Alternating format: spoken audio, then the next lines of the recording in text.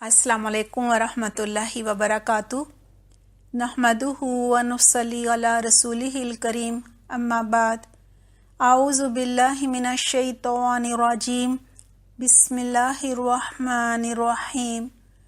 رب اشرح لی صدری ویسر لی امری واحلل عقدۃ من لسانی یفقہوا قولی، رب زدنی علما، اللہم فقہنا فی الدین، اللہم ارنا الحق حقا وارزقنا اتباعہ وارنا الباطل باطلا وارزقنا اجتنابہ، اللہم لک الحمد کما ہدیتنا للاسلام وعلمتنا الحکمۃ والقرآن، والصلوات اللہ وسلامہ علی خاتم النبیین وامام المرسلین وعلى آلہ الطیبین، اللہم اجعلنا ممن اتبع القرآن فساقہ وقادہ الی الجنہ، ولا تجعلنا ممن اتبع القرآن فزخ فی قفاہ الی النار،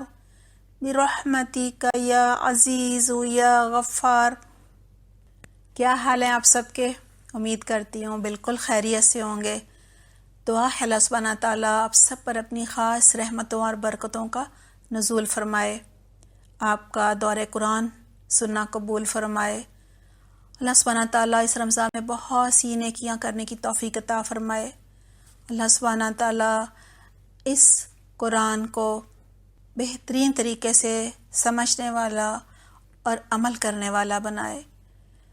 اللہ سبحانہ تعالیٰ ہمیں توفیق دے کہ اس قرآن کے ذریعے ہم اپنے دلوں کا تزکیہ نفس کریں۔ دعا ہے اللہ سبحانہ تعالیٰ ہم سب کو ہدایت کے راستے کے لیے، صراط المستقیم کے لیے، وہ راستہ جو جنت میں جاتا ہے اس کے لیے چن لے۔ ہمارے لیے اس راستے پر چلنا جو ہے وہ آسان فرما دے، قرآن کو سمجھنا اور اس پر عمل کرنا آسان فرما دے، آمین اللہم آمین۔ آج انشاءاللہ اللہ سبحانہ تعالیٰ کی توفیق سے ہم سورۃ البقرہ کی آیت نمبر 78 سے آغاز کریں گے۔ سورۃ البقرہ کی آیت نمبر 75 سے لے کر 82 تک میں بنی اسرائیل کے جو مختلف طبقات ہیں ان پر بات ہوگی۔ اس سے پہلے آیت نمبر 76 اور 77 میں علماء یہود کا ذکر تھا۔ وہ کہا کرتے تھے اپنے یہودیوں کو، بلکہ منافقین کو، جو بظاہر تو منافق تھے، مسلمان کہلاتے تھے لیکن حقیقت میں وہ یہودیوں کے ساتھ تھے۔ تو علماء نے کہا کرتے تھے کہ تورات میں جو آپ صلی اللہ علیہ وسلم کی نبوت کی نشانیاں موجود ہیں وہ تم مسلمانوں کو کیوں بتاتے ہو؟ اب یہ ہوگا کہ قیامت کے دن یہ تمہارے خلاف کھڑے ہو جائیں گے، گواہی دیں گے اور کہیں گے کہ انہیں تو معلوم تھا کہ آپ صلی اللہ علیہ وسلم آخری نبی ہیں، ان کی کتاب میں تو موجود تھا لیکن پھر بھی یہ ایمان نہیں لائے، لہٰذا اے اللہ اب ان کی پکڑ کر۔ یعنی علماء یہود کا یہ خیال تھا کہ بس مسلمانوں کے بتانے ہی سے اللہ کو قیامت کے دن اس حقیقت کا پتہ چلے گا، ورنہ شاید نہیں پتہ چلے گا۔ دراصل جو علماء یہود تھے نا، ان کا جو اللہ سبحانہ تعالیٰ سے ایک تعلق جو ہونا چاہیے وہ نہیں تھا، اللہ کی پہچان ہی نہیں تھی، معرفت ہی نہیں تھی، لہٰذا انہیں اس بات کا یقین ہی نہیں تھا کہ اللہ تعالیٰ ان کی کھلی اور چھپی سب باتوں کو خوب جاننے والا ہے، اور یہ باتیں جو یہ اپنے ساتھی یہودیوں سے کر رہے ہیں اللہ کو تو ان کا بھی علم ہے۔ آج کی آیات میں پہلے ذکر آ رہا ہے ان کی عوام کا، جن سے ان کے علماء نے تورات کا علم چھپا کے رکھا ہوا تھا، بس اتنا ہی بتاتے تھے جتنا ان کو لگتا تھا کہ ان کو اس سے فائدہ ہوگا۔ وَمِنْهُمْ أُمِّيُّونَ لَا يَعْلَمُونَ الْكِتَابَ إِلَّا أَمَانِيَّ وَإِنْهُمْ إِلَّا يَظُنُّونَ۔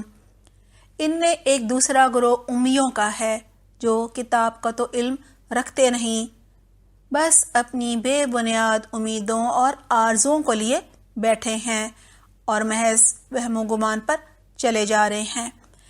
یہ ان پڑھ تھے، ان کی عوام تھی، ان کو تورات پڑھنے کو نہیں دی جاتی تھی. یہی وجہ تھی کہ انہیں کچھ علم نہیں تھا کہ ان کی کتاب میں اللہ تعالیٰ نے ان کو کیا کرنے کو کہا ہے اور کس کام سے منع کیا ہے.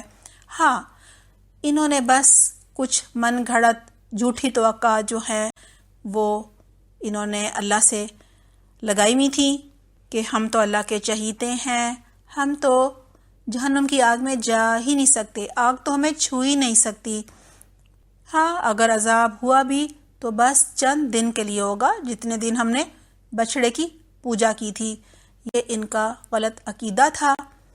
یہی وجہ تھی کہ یہ آخرت کی تیاری نہیں کرتے تھے، کیونکہ آخرت کے بارے میں انہوں نے خود ہی عقائد بنائے ہوئے تھے، نہ اس کی فکر تھی تو نہ ہی بس پھر تیاری تھی. کہا جا رہا ہے، ان کا انجام بتایا جا رہا ہے، فَوَيْلٌ لِّلَّذِينَ يَكْتُبُونَ الْكِتَابَ بِأَيْدِيهِمْ ثُمَّ يَقُولُونَ هَٰذَا مِنْ عِندِ اللَّهِ لِيَشْتَرُوا بِهِ ثَمَنًا قَلِيلًا فَوَيْلٌ لَّهُم مِّمَّا كَتَبَتْ أَيْدِيهِمْ وَوَيْلٌ لَّهُم مِّمَّا يَكْسِبُونَ.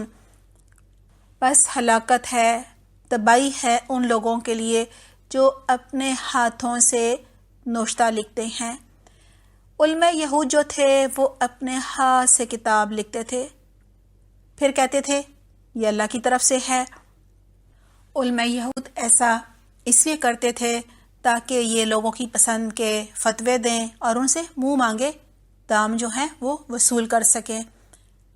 علماء یہود اپنے ہاتھوں سے تورات پہ جو آیات ہیں وہ رد و بدل کرتے، کچھ وہاں سے غائب کر دیتے، کچھ وہاں خود سے لکھ دیتے اور پھر عوام سے، لوگوں سے کہتے کہ یہ اللہ کے پاس سے آیا ہے تاکہ اس کے معاوضے میں تھوڑا سا فائدہ حاصل کر لے.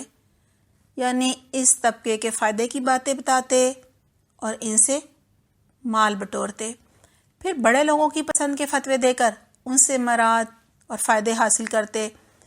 ان کے ہاتھوں کا یہ لکھا بھی ان کے لیے تباہی کا سامان ہے اور ان کی یہ کمائی بھی ان کے لیے ہلاکت کا باعث ہے. وہ یہ سب اس لیے کرتے تھے کیونکہ آخرت کی فکر نہیں تھی، غلط عقیدہ تھا ان کا آخرت کے بارے میں. کہا جا رہا ہے وَقَالُوا لَن تَمَسَّنَا النَّارُ إِلَّا أَيَّامًا مَّعْدُودَةً قُلْ اتَّخَذْتُمْ عِندَ اللَّهِ عَهْدًا فَلَن يُخْلِفَ اللَّهُ عَهْدَهُ أَمْ تَقُولُونَ عَلَى اللَّهِ مَا لَا تَعْلَمُونَ. وہ کہتے ہیں کہ جہنم کی آگ ہمیں ہرگز چھونے والی نہیں ہے. ہاں، اگر چھوا تو چند روز کی سزا ملے گی تو مل جائے. ان سے پوچھو کیا تم نے اللہ سے کوئی عہد لے رکھا ہے جس کی خلاف ورزی وہ نہیں کر سکتا؟ کیا اللہ نے وعدہ لیا ہے کہ تمہیں جہنم میں نہیں ڈالے گا؟ ڈالا تو چند دن کے لیے ڈالے گا. یا بات یہ ہے کہ تم اللہ کی طرف سے اس بات کی نسبت کر رہے ہو، یعنی خود سے کہہ رہے ہو اور اللہ کے ذمہ ڈال رہے ہو جس کے متعلق تمہیں علم نہیں ہے کہ اس نے ان کا ذمہ لیا ہے. آخر تمہیں دوزخ کی آگ کیوں نہ چھوئے گی؟ اہل کتاب نے بغیر کسی دلیل کے خود ساختہ دین گھڑ لیا تھا. خود کو افضل سمجھتے تھے، دوسروں کو حقیر اور کمتر سمجھتے تھے. آج بھی ان کا یہی حال ہے. بلا من کسب سیئۃ واحاطت بہ خطیئۃ، جو بھی بدی کمائے گا، یعنی جو بھی گناہ کرے گا، کوئی غلطی کرے گا، گناہ پر اصرار کرے گا، وہ اپنی خطا کاری کے چکر میں پڑا رہے گا. فَأُولَئِكَ أَصْحَابُ النَّارِ هُمْ فِيهَا خَالِدُونَ. وہ جہنمی ہے اور جہنم میں وہ ہمیشہ رہے گا. اب آیت نمبر 83 سے لے کر 121 تک میں یہود کی حقوق اللہ اور حقوق العباد میں جو کوتاہیاں تھیں، جو کمیاں تھیں، ان کا ذکر ہے. ان کی یہ 29 کوتاہیاں یہ ہیں. نمبر 1، عقیدہ توحید سے انحراف، روگردانی. نمبر 2، والدین سے بدسلوکی. نمبر 3، رشتہ داروں سے بدسلوکی. نمبر 4، یتیموں سے اور غریب لوگوں سے بدسلوکی. نمبر 5، مساکین سے بدسلوکی. نمبر 6، دعوت الی الخیر، یعنی قرآن کی دعوت سے غفلت۔ نمبر 7 دباؤ سے غفلت۔ نمبر 8 زکوٰۃ سے اعراض برتنا۔ نمبر 9 باہم خون بہانا، خون ریزی کرنا۔ نمبر 10 ایک دوسرے کو گھروں سے نکالنا، بے دخل کرنا۔ نمبر 11 ناجائز تعاون کرنا۔ نمبر 12 اللہ کے احکام میں جو بھی احکامات ہیں ان میں منچائی تقسیم کرنا۔ نمبر 13 انبیاء کو جھٹلانا، تکذیب کرنا۔ نمبر 14 انبیاء کا قتل کرنا۔ نمبر 15 تکبر کرنا۔ نمبر 16 تعصب کرنا۔ نمبر 17 اپنی بات سے انحراف۔ نمبر 18 جماعتی تعصب۔ نمبر 19 قرآن پر شبہ۔ نمبر 21 قرآن کے متن پر شبہ، قرآن کی سند پر شبہ۔ نمبر 22 اللہ کی کتاب کا انکار، انحراف، نظر انداز کرنا۔ نمبر 22 جادو ٹونے کا رواج اور اس میں دلچسپی۔ نمبر 23 توہین رسالت۔ نمبر 24 مسلمانوں سے حسد۔ نمبر 25 اللہ تعالیٰ کی طرف سے احکامات کی تبدیلی پر شبہ۔ نمبر 26 فرقہ پرستی۔ نمبر 27 تعلق مع اللہ میں رکاوٹ ڈالنا۔ نمبر 28 اللہ کی مساجد اور دینی مراکز کو ویران کرنا۔ اور نمبر 29 اللہ کے لیے نائب کا عقیدہ رکھنا۔ آیت نمبر 123 تک میں یہ 29 کوتاہیاں جو ہیں ان کا ذکر آئے گا۔ والذین آمنوا وعملوا الصالحات اولئک اصحاب الجنہ ہم فیہا خالدون، اور جو لوگ ایمان لائیں گے اور نیک عمل کریں گے وہی جنتی ہیں اور جنت میں ہمیشہ رہیں گے۔ نیک عمل وہ نہیں قبول ہوتا جو کسی کا اپنا نظریہ ہو، اپنا عقیدہ ہو، بلکہ وہ عمل قبول ہوتا ہے جو اخلاص کے ساتھ صرف اللہ کی رضا چاہنے کے لیے کیا جائے اور طریقہ بھی درست ہو، یعنی قرآن و سنت کے مطابق کیا جائے۔ اللہ سبحانہ تعالیٰ قرآن میں جب دوزخ کا ذکر کرتے ہیں تو ساتھ ہی جنت کا بھی ذکر ہے جو آ جاتا ہے۔ اب آیت نمبر 83 سے 121 تقریباً اس پارے کے اینڈ تک یہود کی کوتاہیاں جن پر بھی بات ہوئی تھی ان کا ذکر آ رہا ہے۔ کہا جا رہا ہے وَإِذْ أَخَذْنَا مِيثَاقَ بَنِي إِسْرَائِيلَ لَا تَعْبُدُونَ إِلَّا اللَّهَ وَبِالْوَالِدَيْنِ إِحْسَانًا وَذِي الْقُرْبَى وَالْيَتَامَى وَالْمَسَاكِينِ وَقُولُوا لِلنَّاسِ حُسْنًا وَأَقِيمُوا الصَّلَاةَ وَآتُوا الزَّكَاةَ ثُمَّ تَوَلَّيْتُمْ إِلَّا قَلِيلًا مِّنكُمْ وَأَنْتُمْ مُعْرِضُونَ۔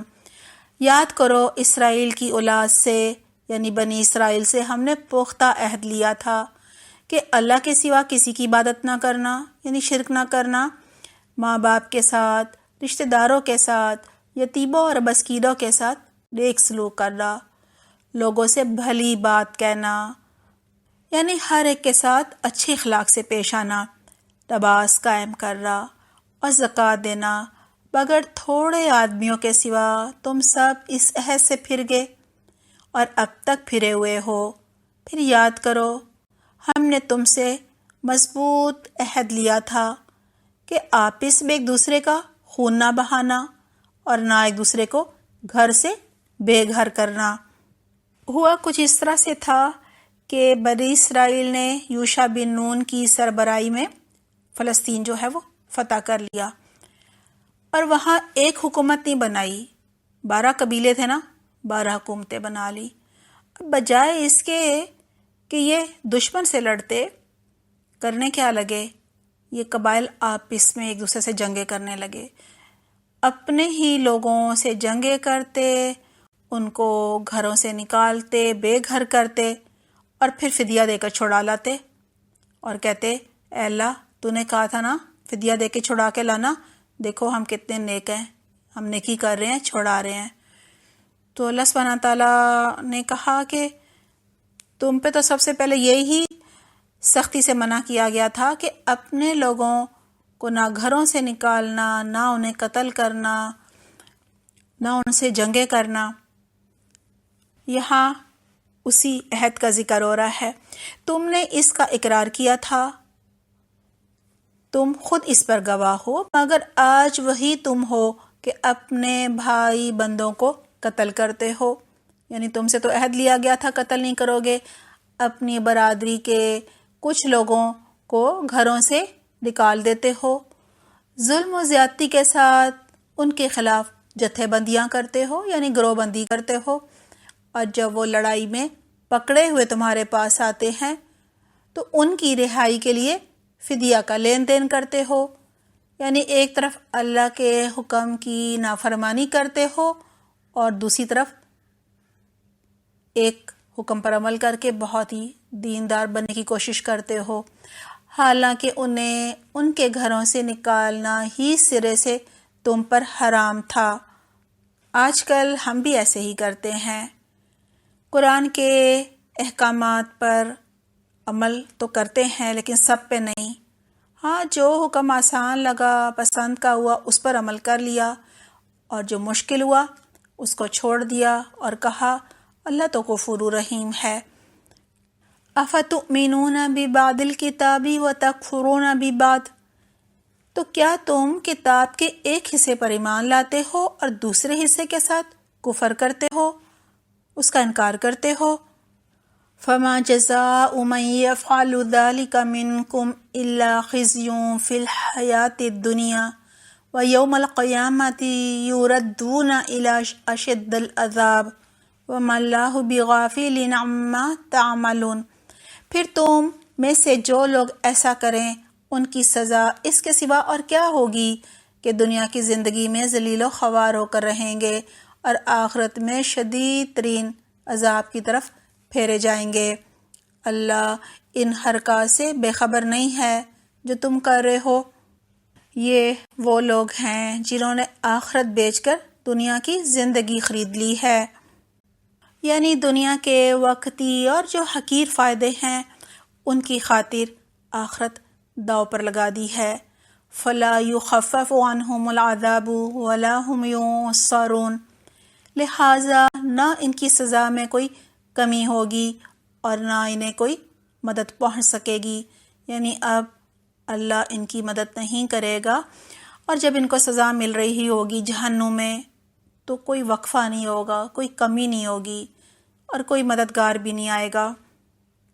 وَلَقَدْ آتَيْنَا مُوسَى الْكِتَابَ وَقَفَّيْنَا مِن بَعْدِهِ بِرُسُلٍ وَآتَيْنَا عِيسَى ابْنَ مَرْيَمَ الْبَيِّنَاتِ وَأَيَّدْنَاهُ بِرُوحِ الْقُدُسِ، ہم نے موسیٰ علیہ السلام کو کتاب یعنی تورات دی، اس کے بعد پے در پے رسول بھیجے، یعنی ایک کے بعد دوسرا، دوسرے کے بعد تیسرا نبی آیا، آخر کار عیسیٰ علیہ السلام ابن مریم کو روشن نشانیاں دے کر بھیجیں۔ سب سے زیادہ حسی معجزے انہیں ملے تھے، اور روح پاک سے یعنی جبریل علیہ السلام سے اس کی مدد کی۔ پھر یہ تمہارا کیا ڈھنگ ہے کہ جب بھی کوئی رسول تمہاری خواہشات نفس کے خلاف کوئی چیز لے کر تمہارے پاس آیا تو تم نے اس کے مقابلے میں سرکشی کی، کسی کو جھٹلایا اور کسی کو قتل کر ڈالا۔ حضرت زکریا علیہ السلام، حضرت یحییٰ علیہ السلام کو انہوں نے قتل کر دیا تھا، اپنی طرف سے تو حضرت عیسیٰ علیہ السلام کو بھی انہوں نے سولی چڑھا دیا تھا۔ وَقَالُوا قُلُوبُنَا غُلْفٌ بَل لَّعَنَهُمُ اللَّهُ بِكُفْرِهِمْ فَقَلِيلًا مَّا يُؤْمِنُونَ، وہ کہتے ہیں ہمارے دل محفوظ ہیں، یعنی ہمیں تمہاری بات جو ہے وہ سمجھ نہیں آتی، تمہاری بات کا اثر ہی نہیں ہوتا، کیونکہ ہمارے دل تو اتنے علم کے خزانے ہیں کہ مزید تمہاری یہ جو باتیں ہیں نا، تمہارا یہ جو بھی علم ہے یہ اب ہمیں اس کی بالکل بھی ضرورت نہیں ہے۔ ایک تو اس کے یہی معنی ہے کہ ہم تو بہت زیادہ علم والے ہیں، مزید علم کی ضرورت نہیں ہے، اور دوسرا معنی یہ ہے کہ ہمارے دل جو ہے نا وہ لپٹے ہوئے ہیں، غلافوں میں لپٹے ہوئے ہیں نا، تو کوئی بات اب اندر نہیں جا سکتی۔ اللہ سبحانہ تعالیٰ کہہ رہے ہیں کہ نہیں، اصل بات یہ ہے کہ ان کے کفر کی وجہ سے ان پر اللہ کی پھٹکار پڑی ہے، یعنی ان کے اندر حق نہیں جا رہا، توحید کا اقرار نہیں کر رہے، ایمان نہیں لا رہے، نہ اللہ سبحانہ تعالیٰ پہ، نہ رسول اللہ صلی اللہ علیہ وسلم پر اور نہ ہی قرآن کو مان کر دے رہے ہیں، تو یہ وجہ نہیں ہے کہ ان کے دل بہت علم کے خزانے ہیں یا بہت غلافوں میں لپٹے ہیں۔ اصل وجہ یہ ہے کہ ان پر اللہ کی لعنت ہو چکی ہے، یہ اللہ کی رحمت سے دور ہو چکے ہیں، ان سے توفیق ایمان لانے کی اٹھ چکی ہے۔ جب کوئی حق کو بار بار دیکھ کر انکار کرتا ہے تو اس سے پھر ایمان لانے کی توفیق چھن جاتی ہے، اسی لیے وہ کم ہی ایمان لاتے ہیں۔ وَلَمَّا جَاءَهُمْ كِتَابٌ مِّنْ عِندِ اللَّهِ، اور یہ ایک کتاب یعنی قرآن اللہ کی طرف سے ہے، یہ ان کے پاس آئی ہے، اس کے ساتھ یعنی قرآن کے ساتھ ان کا کیا برتاؤ ہے؟ باوجود اس کے کہ وہ اس کتاب کی تصدیق کرتی ہے جو ان کے پاس پہلے سے موجود تھی، یعنی پہلے سے کیا موجود تھی؟ تورات، تو قرآن جو ہے وہ تورات کی تصدیق کرتا ہے۔ باوجود یہ کہ اس کی آمد سے پہلے وہ خود کفار کے مقابلے میں فتح و نصرت کی دعائیں مانگا کرتے تھے، یعنی وہ دعائیں مانگا کرتے تھے آپ صلی اللہ علیہ وسلم کی آمد سے پہلے کہ آخری نبی جو ہے وہ آ جائے، آخری کتاب آ جائے تاکہ ہم پھر کافروں پر فتح پا سکیں۔ یہود کے دراصل مدینہ میں 3 قبیلے تھے، بنو قینقاع، بنو نذیر، بنو قریظہ۔ اوس اور خزرج جو ہے نا وہ اصل عربی قبائل تھے جو کہ یمن سے آئے تھے، لہٰذا یہود کے 3 قبائل تھے، باقی سب جو ہیں وہ کافروں کے قبائل تھے، جیسے اوس اور خزرج، اور آس پاس کے جو بھی قبائل تھے وہ بھی کافر تھے۔ کوئی نبی نہیں آیا تھا، کتاب نہ تھی لمبے عرصے سے، بڑے عرصے سے، اور جب لڑائیاں ہوتی تو یہود جو ہیں یہ خوب مار کھاتے تھے، پھر وہ دعائیں کرتے تھے کہ آخری نبی اور آخری کتاب جو ہے وہ جلدی سے آ جائے۔ پھر کہا جا رہا ہے فَلَمَّا جَاءَهُم مَّا عَرَفُوا كَفَرُوا بِهِ فَلَعْنَةُ اللَّهِ عَلَى الْكَافِرِينَ، مگر جب وہ چیز آ گئی یعنی قرآن اور محمد صلی اللہ علیہ وسلم آ گئے جسے وہ پہچان بھی گئے، اہل کتاب تو بیٹوں کی طرح پہچانتے تھے، ایمان لانا چاہیے تھا، لیکن کیا ہوا؟ تو انہوں نے ماننے سے انکار کر دیا۔ اللہ کی لعنت ان انکار کرنے والوں پر، کیسا برا ذریعہ ہے جس سے یہ اپنے نفس کو تسلی دیتے ہیں۔ یہاں یہی کہا جا رہا ہے کہ کیسی بری چیز ہے یہ مال و متاع جس کی وجہ سے انہوں نے اپنے آپ کو بیچ ڈالا، لہٰذا دنیا کے فائدوں کی خاطر پھر تکبر، تعصب، ضد، عناد، یہ ساری وجوہات تھیں جس کی وجہ سے انہوں نے حق کا انکار کر دیا۔ جو ہدایت اللہ نے نازل کی ہے اس کو قبول کرنے سے صرف اس ضد اور سرکشی کی بنا پر یہ انکار کر رہے ہیں کہ اللہ نے اپنے فضل یعنی وحی اور رسالت سے اپنے جس بندے کو خود چاہا نواز دیا۔ ان کو تھا کہ بنی اسرائیل میں سے کیوں نہیں آخری نبی آیا، یہ تھا ان کا تعصب۔ فَبَاءُوا بِغَضَبٍ عَلَىٰ غَضَبٍ، اور یہ وجہ تھی کہ یہ غضب کے اوپر غضب کے مستحق ہو گئے، اور ایسے کافروں کے لیے سخت ذلت آمیز سزا مقرر ہے۔ اہل کتاب کا انکار جو ہے وہ تکبر کی وجہ سے تھا، خود کو بڑی چیز سمجھتے تھے۔ ترمذی کتاب الزہد میں ہے، رسول اللہ صلی اللہ علیہ وسلم نے فرمایا متکبر جو ہے وہ لوگوں کا حشر قیامت کے دن انسانی صورت میں چیونٹیوں کی طرح ہوگا، یعنی جو تکبر کرنے والے لوگ ہیں متکبر، قیامت کے دن ان کا جو انجام ہے نا کہ وہ قبروں سے نکلیں گے، حشر کے میدان کی طرف جائیں گے، تو وہ کیسا ہوگا؟ چیونٹیوں کی طرح ہوگا، جنہیں تمام چیزیں رونتی ہوئی چلیں گی۔ پھر وہ جہنم کے بولس نامی قید خانے میں ڈال دیے جائیں گے، جہاں کی آگ دوسری تمام آگوں سے تیز ہوگی، اور جہنمیوں کو وہاں لہو، پیپ وغیرہ پلائی جائے گی۔ اللہ تعالیٰ ایسے جام سے ہمیں محفوظ رکھے، آمین۔ وَإِذَا قِيلَ لَهُمْ آمِنُوا بِمَا أَنزَلَ اللَّهُ قَالُوا نُؤْمِنُ بِمَا أُنزِلَ عَلَيْنَا وَيَكْفُرُونَ بِمَا وَرَاءَهُ وَهُوَ الْحَقُّ مُصَدِّقًا لِمَا مَعَهُمْ قُلْ فَلِمَ تَقْتُلُونَ أَنْبِيَاءَ اللَّهِ مِن قَبْلُ إِن كُنتُم مُؤْمِنِينَ۔ جب ان سے کہا جاتا ہے کہ جو کچھ اللہ نے نازل کیا ہے اس پر ایمان لاؤ، تو وہ کہتے ہیں ہم تو صرف اس چیز پر ایمان لاتے ہیں جو ہمارے یہاں یعنی نسل اسرائیل میں اتری، مراد ہے تورات۔ اس دائرے کے باہر جو کچھ آیا ہے یعنی انجیل اور قرآن، اسے ماننے سے وہ انکار کرتے ہیں، حالانکہ وہ حق ہے۔ یعنی حق کو کیوں نہیں مان رہے؟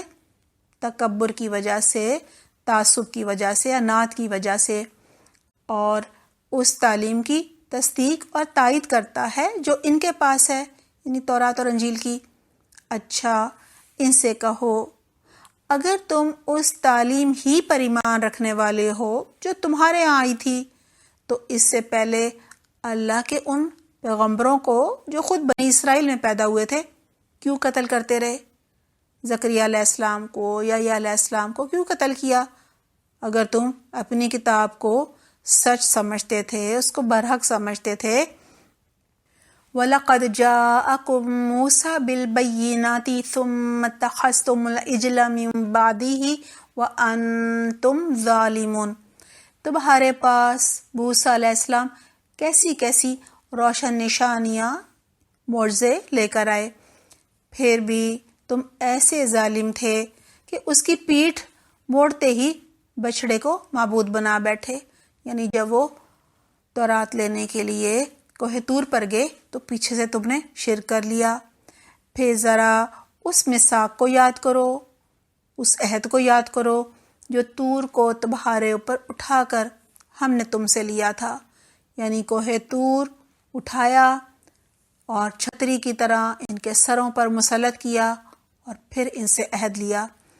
ہم نے تاکید کی تھی کہ جو ہدایات ہم دے رہے ہیں ان کی سختی کے ساتھ پابندی کرو اور کان لگا کر سنو۔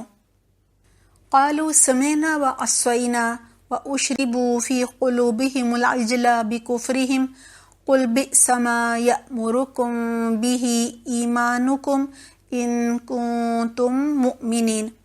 تمہارے اسلاف نے، تمہارے بڑوں نے کہا کہ ہم نے سن لیا مگر مانیں گے نہیں۔ یعنی سمینا و عصینا، سن لیا ہے لیکن نافرمانی ہی کریں گے۔ اور ان کی باطل پرستی کا یہ حال تھا کہ دلوں میں ان کے بچھڑا ہی بسا ہوا تھا، یعنی بچڑے کی محبت یہ مصریوں سے لے کر آئے تھے۔ قل ان كانت لكم الدار الآخرة عند الله خالصة من دون الناس فتمنوا الموت ان كنتم صادقین۔ کہو اگر تم مومن ہو تو یہ عجیب ایمان ہے جو ایسی بری حرکات کا تمہیں حکم دیتا ہے۔ ان سے کہو اگر واقعی اللہ کے نزدیک آخرت کا گھر تمام انسانوں کو چھوڑ کر صرف تمہارے ہی لیے مخصوص ہے، تب تو تمہیں چاہیے کہ موت کی تمنا کرو اگر تم اپنے اس خیال میں سچے ہو۔ ابن ابی حاتم میں ہے، حضرت عبداللہ بن عباس رضی اللہ عنہ فرماتے ہیں کہ ان یہودیوں کو نبی صلی اللہ علیہ وسلم کی زبانی پیغام دیا گیا کہ اگر تم سچے ہو تو مقابلے میں آؤ، ہم تم مل کر اللہ سبحانہ تعالیٰ سے دعا کریں گے کہ جو ہم میں سے جھوٹا ہے اسے ہلاک کر دے، وہ ہلاک ہو جائے۔ لیکن ساتھ ہی پیشن گوئی بھی کر دی کہ یہ لوگ ہرگز اس پر آمادہ نہیں ہوں گے، یعنی یہ نہیں آئیں گے۔ چنانچہ یہی ہوا کہ یہ لوگ مقابلے پر نہ آئے، اس لیے کہ وہ دل سے حضور صلی اللہ علیہ وسلم کو اور آسمانی کتاب قرآن کو سچا نہیں جانتے تھے۔ اگر یہ لوگ اس اعلان کے ماتحت مقابلے میں نکلتے آ جاتے تو سب کے سب کہا جاتا ہے کہ ہلاک ہو جاتے۔ اور ایک یہودی بھی باقی نہ رہتا۔ دراصل یہ دعویٰ تو کرتے تھے کہ ہم چنے ہوئے ہیں، اللہ سبحانہ تعالیٰ کے چہیتے ہیں، ہمیں تو جہنم کی آگ چھو ہی نہیں سکتی۔ لیکن جب انہیں کہا جاتا تھا کہ اچھا تو پھر تمہیں تو موت کی تمنا کرنی چاہیے، لیکن موت سے یہ بہت زیادہ ڈرتے تھے، انہیں لمبی عمر کی حرص تھی۔ وَلَن يَتَمَنَّوْهُ أَبَدًا بِمَا قَدَّمَتْ أَيْدِيهِمْ، یقین جانو کہ یہ کبھی اس کی تمنا نہ کریں گے، اس لیے کہ اپنے ہاتھوں جو کچھ کما کر انہوں نے وہاں بھیجا ہے اسے یہ جانتے ہیں۔ یعنی انہوں نے آخرت کی کوئی تیاری کی نہیں، کوئی عمل کر کے بھیجا ہی نہیں، کوئی امید ہی نہیں ہے کہ وہاں کوئی نجات ہوگی۔ یہی وجہ ہے کہ یہ موت سے بہت زیادہ ڈرتے ہیں، لہٰذا یہ وہاں جانے کی تمنا نہیں کرتے۔ دیکھیں، جو اللہ سے ملاقات کرنا پسند کرتا ہے تو وہ پھر موت سے تو نہیں ڈرتا نا، کیونکہ اللہ سے ملاقات کیسے ہوگی؟ مریں گے تبھی ہوگی نا۔ اللہ ظالموں کے حال سے خوب واقف ہے، تم انہیں سب سے بڑھ کر حریص جینے کا پاؤ گے، یعنی انہیں سب سے زیادہ لالچ کس بات کی ہوتی ہے کہ ہم زندہ رہیں اور وہ بھی لمبی زندگی ہمیں مل جائے، حتیٰ کہ یہ اس معاملے میں مشرکوں سے بھی بڑے ہوئے ہیں، یعنی مشرکوں سے بھی، شرک کرنے والوں سے بھی زیادہ حریص ہیں۔ یَوَدُّ أَحَدُهُمْ لَوْ يُعَمَّرُ أَلْفَ سَنَةٍ وَمَا هُوَ بِمُزَحْزِحِهِ مِنَ الْعَذَابِ أَن يُعَمَّرَ وَاللَّهُ بَصِيرٌ بِمَا يَعْمَلُونَ۔ ان میں سے ایک ایک شخص یہ چاہتا ہے کہ کسی طرح 1000 برس جیے، یعنی اس کی زندگی جو ہے وہ 1000 سال کی ہو جائے، حالانکہ لمبی عمر بہرحال اسے عذاب سے تو دور نہیں پھینک سکتی۔ یعنی لمبی عمر مل گئی تو اس کا یہ مطلب تو نہیں ہے کہ اب عذاب نہیں ملے گا مرنے کے بعد۔ جیسے کچھ اعمال یہ کر رہے ہیں، اللہ تو انہیں دیکھ ہی رہا ہے۔ دراصل یہود کو جو ہے، ایک تو اپنی جانیں بہت پیاری تھیں، پھر یہ بزدل بھی تھے، چالیں چلتے تھے، سازشیں کرتے تھے۔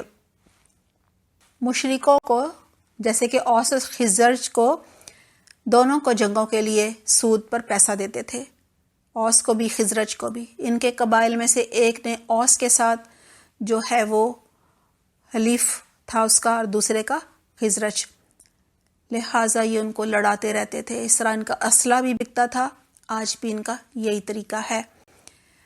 ان سے کہو کہ جو کوئی جبریل سے دعوت رکھتا ہے اسے معلوم ہونا چاہیے کہ جبریل نے اللہ ہی کے اذن سے یہ قرآن تمہارے دل پر نازل کیا ہے، جو پہلے آئی ہوئی کتابوں کی تصدیق اور تائید کرتا ہے اور ایمان لانے والوں کے لیے ہدایت اور کامیابی کی بشارت بن کر آیا ہے۔ یہود اہل ایمان سے پوچھتے تھے کہ قرآن کون لاتا ہے؟ جب انہیں بتایا گیا کہ جبریل علیہ السلام لاتے ہیں تو کہنے لگے، جبریل علیہ السلام وہ تو ہمارے دشمن ہیں، کیونکہ وہ ہم پر عذاب لاتے تھے، لہٰذا اس کے لائے ہوئے قرآن کو ہم نہیں مانتے، ہماری تو ان سے عداوت ہے۔ حقیقت پہ جو جبرائیل علیہ السلام کا انکار کرتا ہے، آگے اللہ سبحانہ تعالیٰ فرما رہے ہیں کہ وہ دراصل محمد صلی اللہ علیہ وسلم کا اور اللہ کا انکار کر رہا ہوتا ہے، قرآن کا انکار کر رہا ہوتا ہے۔ من کان عدوا للہ وملائکتہ ورسلہ وجبریل ومیکال فإن اللہ عدو للکافرین۔ اگر جبریل علیہ السلام سے ان کی عداوت کا سبب یہی ہے تو کہہ دو کہ جو اللہ اور اس کے فرشتوں اور اس کے رسولوں اور جبریل علیہ السلام اور میکائیل علیہ السلام کے دشمن ہے تو اللہ ان کافروں کا دشمن ہے۔ حدیث قدسی ہے، آپ صلی اللہ علیہ وسلم نے فرمایا کہ اللہ سبحانہ تعالیٰ فرماتے ہیں، جس نے میرے دوست سے دشمنی کی میں اس سے اعلان جنگ کرتا ہوں۔ یہاں ہمارے لیے بھی سبق ہے کہ ہم نے کسی سے بغض، حسد، کینہ، نفرت اور دشمنی نہیں رکھنی، کیونکہ ہو سکتا ہے وہ اللہ کا دوست ہو، ہم اس کے ساتھ زیادتی کریں، کوئی ظلم کریں، کوئی اس کی حق تلفی کریں اور کل کو ہماری پکڑ ہو جائے۔ وَلَقَدْ أَنزَلْنَا إِلَيْكَ آيَاتٍ بَيِّنَاتٍ وَمَا يَكْفُرُ بِهَا إِلَّا الْفَاسِقُونَ، ہم نے تمہاری طرف ایسی آیات نازل کی ہیں جو صاف صاف حق کا اظہار کرنے والی ہیں، اور ان کی پیروی سے صرف وہی لوگ انکار کرتے ہیں جو فاسق ہیں، یعنی جو نافرمان ہیں، جو کرنا ہی نہیں چاہتے، جن کے دل میں دنیا رچی بسی ہے، جن کی ترجیحات میں دنیا کے مفاد ہیں۔ کیا ہمیشہ ایسا ہی نہیں ہوتا رہا ہے کہ جب انہوں نے کوئی عہد کیا تو ان میں سے ایک نہ ایک گروہ نے اسے ضرور ہی بالائے طاق رکھ دیا، یعنی اللہ کے وعدے کو بھلا دیا؟ بلکہ ان میں سے اکثر ایسے ہی ہیں جو سچے دل سے ایمان نہیں لاتے۔ یہاں ہمیں بھی دیکھنا چاہیے، اللہ سبحانہ تعالیٰ نے اس قرآن میں ہم سے جو جو عہد لیے ہیں وہ ہم یہ نہ سمجھیں کہ شاید یہ اس زمانے کے لوگوں سے لیے تھے، یہاں اہل کتاب سے خطاب ہے تو پھر ان سے لیے ہوں گے، نہیں، وہ سب ہمارے لیے ہیں، ہمیں ہر صورت انہیں پورا کرنا ہے۔ اللہ سبحانہ تعالیٰ ہمیں بہترین توفیق عطا فرمائے، اللہ کے ایک ایک ہر حکم پر ہم عمل کریں، یہ نہیں کہ جو آسان لگا اس پہ تو عمل کر لیا، اور حجاب نہیں، یہ تو ہم سے نہیں ہوتا، بس اللہ غفور رحیم ہے یہ کہہ کر جان چھڑا لی، نہیں، اللہ کے ہر حکم پر عمل کرنا ہے انشاءاللہ۔ اور جب ان کے پاس اللہ کی طرف سے کوئی رسول، مراد ہے محمد صلی اللہ علیہ وسلم، اس کتاب کی تصدیق اور تائید کرتا ہوا آیا، یعنی تورات اور انجیل کی، جو ان کے ہاں پہلے سے موجود تھی، تو ان اہل کتاب میں سے ایک گروہ نے کتاب اللہ کی کتاب کو پسے پش ڈال دیا، گویا کہ وہ کچھ جانتے ہی نہیں۔ اہل کتاب نے اپنی کتابوں میں تحریف کر لی تھی، اپنی پسند کا جو ان کا دل کرتا تھا، اپنے بڑے علماء سے کوئی نہ کوئی فتویٰ لے کر وہ بھی اس میں ڈال دیا تھا، رد و بدل کر دیا تھا، پھر زبان مروڑ کر ادائیگی بھی اپنے حساب سے کر کے تو اپنی مرضی کا حکم نکال لیتے تھے۔ اسی طرح آج ہم نے بھی کیا ہوا ہے، ہم نے بھی قرآن کو خوب غلافوں میں لپیٹ کر کہیں اونچی جگہ پہ رکھ دیا ہے تاکہ کسی خاص موقع پہ ہی اس کو ہم اتاریں۔ شادی ہے کوئی گھر میں تو دلہن کو گزارنا ہے، کوئی مر گیا ہے تو مردے کو بخشوانا ہے۔ قرآن تو زندہ لوگوں کے لیے زندہ کتاب ہے، عمل کی کتاب ہے، یہ مردے بخشوانے کے لیے نہیں آئی ہے، یہ دلہن کو نیچے سے گزارنے کے لیے نہیں آئی ہے۔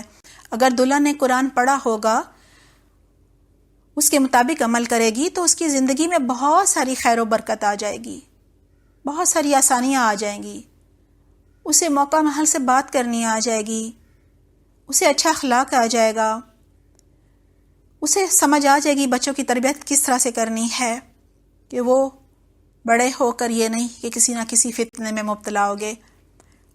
لہٰذا اگر کسی نے اپنی بیٹی کو قرآن بس تلاوت آ جائے، تجوید تھوڑی بہت آ جائے، یہ تو سب کر لیتے ہیں، لیکن قرآن کا مقصد ہے کہ اس پر عمل کیا جائے۔ وہ کب آئے گا؟ جب ترجمہ تفسیر سے اس کو پڑھا جائے گا، اس کا فہم حاصل کیا جائے گا، ایک ایک حکم پر عمل کیا جائے گا، تب خیر و برکت آئے گی نا۔ یہ سب تو پڑھایا ہی نہ جائے بچی کو اور قرآن کے نیچے سے گزار دیا جائے، اب کیا قرآن اس کے دل میں سارے کا سارا اتر جائے گا گزرتے ہوئے؟ سوچنے کی بات ہے نا۔ اور لگے ان چیزوں کی پیروی کرنے جو شیاطین سلیمان علیہ السلام کی سلطنت کا نام لے کر پیش کیا کرتے تھے۔ جب بنی اسرائیل نے 12 قبیلے بنا لیے، دشمنوں سے لڑنے کے بجائے آپس میں ہی جنگیں کرنے لگ گئے، ایک دوسرے کو گھروں سے نکالنے لگ گئے، قید کرنے لگ گئے، پھر فدیہ دے کر چھڑا لاتے تھے۔ لہٰذا جب یہ جہالت، غلامی، پستی، مفلسی، ذلت، رسوائی میں پوری طرح ڈوب گئے، تو کہنے لگے کہ چلو جادو کرتے ہیں، کیونکہ سلیمان علیہ السلام کی حکومت جو ہے وہ بھی جادو منتر ہی سے قائم تھی، کیونکہ جادو میں انہیں پتہ تھا محنت نہیں کرنی پڑے گی، صرف پھونکو، منتروں سے، تعویذ گنڈوں سے سارے کام بن جائیں گے۔ کہنے لگے اس میں نہ تو پیسہ لگے گا اور نہ ہی محنت۔ آج کل مسلمان بھی قرآن و سنت سے دور ہو گئے ہیں، انہیں حرام حلال کا پتہ نہیں ہے، جادو جو ہے وہ کرنے والا کبھی جنت میں نہیں جائے گا، انہیں اس بات کا اندازہ نہیں ہے، علم ہی نہیں ہے، کوئی کہے تو یقین ہی نہیں کرتے، کیونکہ ان کے دل میں بھی ایک ہی خواہش ہے کہ ہم بھی جادو ٹوٹکے اور عملیات سے اپنا کام بنا لیں۔ لہٰذا آج کل ہمارے معاشرے میں بھی یہ جادو بہت ہی عام ہو گیا ہے، کسی سے حسد ہوتا ہے تو جادو کر دیا جاتا ہے، کسی سے عداوت ہوتی ہے، کوئی بغض عناد ہوتا ہے، کوئی دشمنی ہوتی ہے تو جادو کر دیا جاتا ہے۔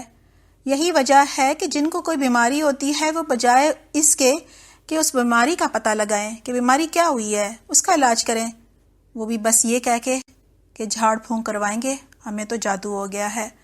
ساری قوم وہم میں پڑ گئی ہے۔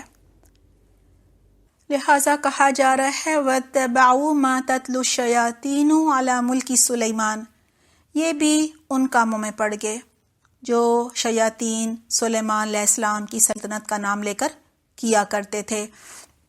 اللہ سبحانہ تعالیٰ فرما رہے ہیں وَمَا كَفَرَ سُلَيْمَانَ، حالانکہ سلیمان علیہ السلام نے کبھی کفر نہیں کیا تھا، وَلَكِنَّ الشَّيَاطِينَ كَفَرُوا يُعَلِّمُونَ النَّاسَ السِّحْرَ، حالانکہ کفر تو شیاطین نے کیا تھا جو لوگوں کو جادو سکھاتے تھے۔ وَمَا أُنزِلَ عَلَى الْمَلَكَيْنِ بِبَابِلَ هَارُوتَ وَمَارُوتَ وَمَا يُعَلِّمَانِ مِنْ أَحَدٍ حَتَّى يَقُولَا إِنَّمَا نَحْنُ فِتْنَةٌ فَلَا تَكْفُرْ، لوگ پیچھے پڑے اس چیز کے جو بابل میں 2 فرشتوں ہاروت اور ماروت پر نازل کی گئی تھی۔ عراق میں اللہ سبحانہ تعالیٰ کے حکم سے یہ 2 فرشتے جن کے نام تھے ہاروت اور ماروت یہ اترے، یہ بھی ان کے لیے آزمائش تھی۔ حالانکہ وہ فرشتے جب بھی کسی کو اس جادو کی تعلیم دیتے تھے تو پہلے صاف صاف خبردار کر دیا کرتے تھے کہ دیکھو ہم محض ایک آزمائش ہیں، تم کفر میں مبتلا نہ ہو، یعنی جادو جو ہے وہ کفر ہے، تم جادو نہ کرو، نہ سیکھو۔ بابل جو ہے وہ عراق کا پرانا نام ہے، لہٰذا عراق میں یہ 2 فرشتے جو ہیں ہاروت اور ماروت کیوں اترے؟ اس لیے کہ جب اللہ سبحانہ تعالیٰ نے دیکھا کہ انہوں نے اپنی کتاب کو پس پش ڈال دیا ہے اور کام چور اور سست اور کاہل ہو گئے ہیں، بس محنت نہیں کرنا چاہتے، یہی وجہ ہے کہ جادو ٹونے میں پڑ گئے ہیں اور سمجھ رہے ہیں کہ سلیمان علیہ السلام جو ہیں وہ اتنی عظیم الشان سلطنت اسی لیے بنا پائے تھے کیونکہ ان کے پاس جنات تھے، تو ہم بھی ایسا ہی کرتے ہیں، کچھ کرنا بھی نہیں پڑے گا اور دنیا کی نعمتیں بھی بٹوریں گے۔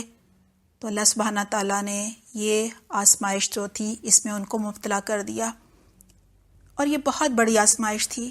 آج بھی جو جادو کرتے ہیں، کرواتے ہیں، وہ سب جو ہیں وہ اس بات کو یاد رکھیں کہ وہ بہت بڑی آزمائش میں مبتلا ہو گئے ہیں، وہ اپنا ہی خسارہ کر رہے ہیں، وہ کفر میں مبتلا ہو گئے ہیں، اور کفر میں مبتلا ہونے کی وجہ سے ان کا انجام بہت ہی برا ہونے والا ہے، دنیا میں بھی اور آخرت میں بھی۔ فَيَتَعَلَّمُونَ مِنْهُمَا مَا يُفَرِّقُونَ بِهِ بَيْنَ الْمَرْءِ وَزَوْجِهِ، پھر بھی یہ لوگ ان سے وہ چیز سیکھتے تھے جس سے شوہر اور بیوی میں جدائی ڈال دی جائے۔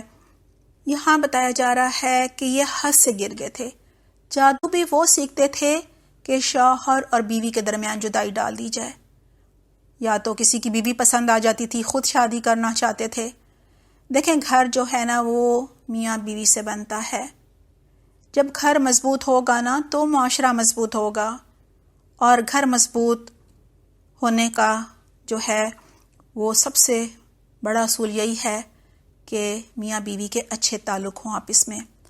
بہترین ماؤں ہی سے بہترین قومیں جو ہیں وہ وجود میں آتی ہیں، اور بچوں کی صحیح تربیت جو ہے وہ تبھی ہوتی ہے جب ماں باپ کا آپس پہ تعلق اچھا ہو، آپس میں ان کا سلوک برتاؤ بہت ہی اچھا ہو.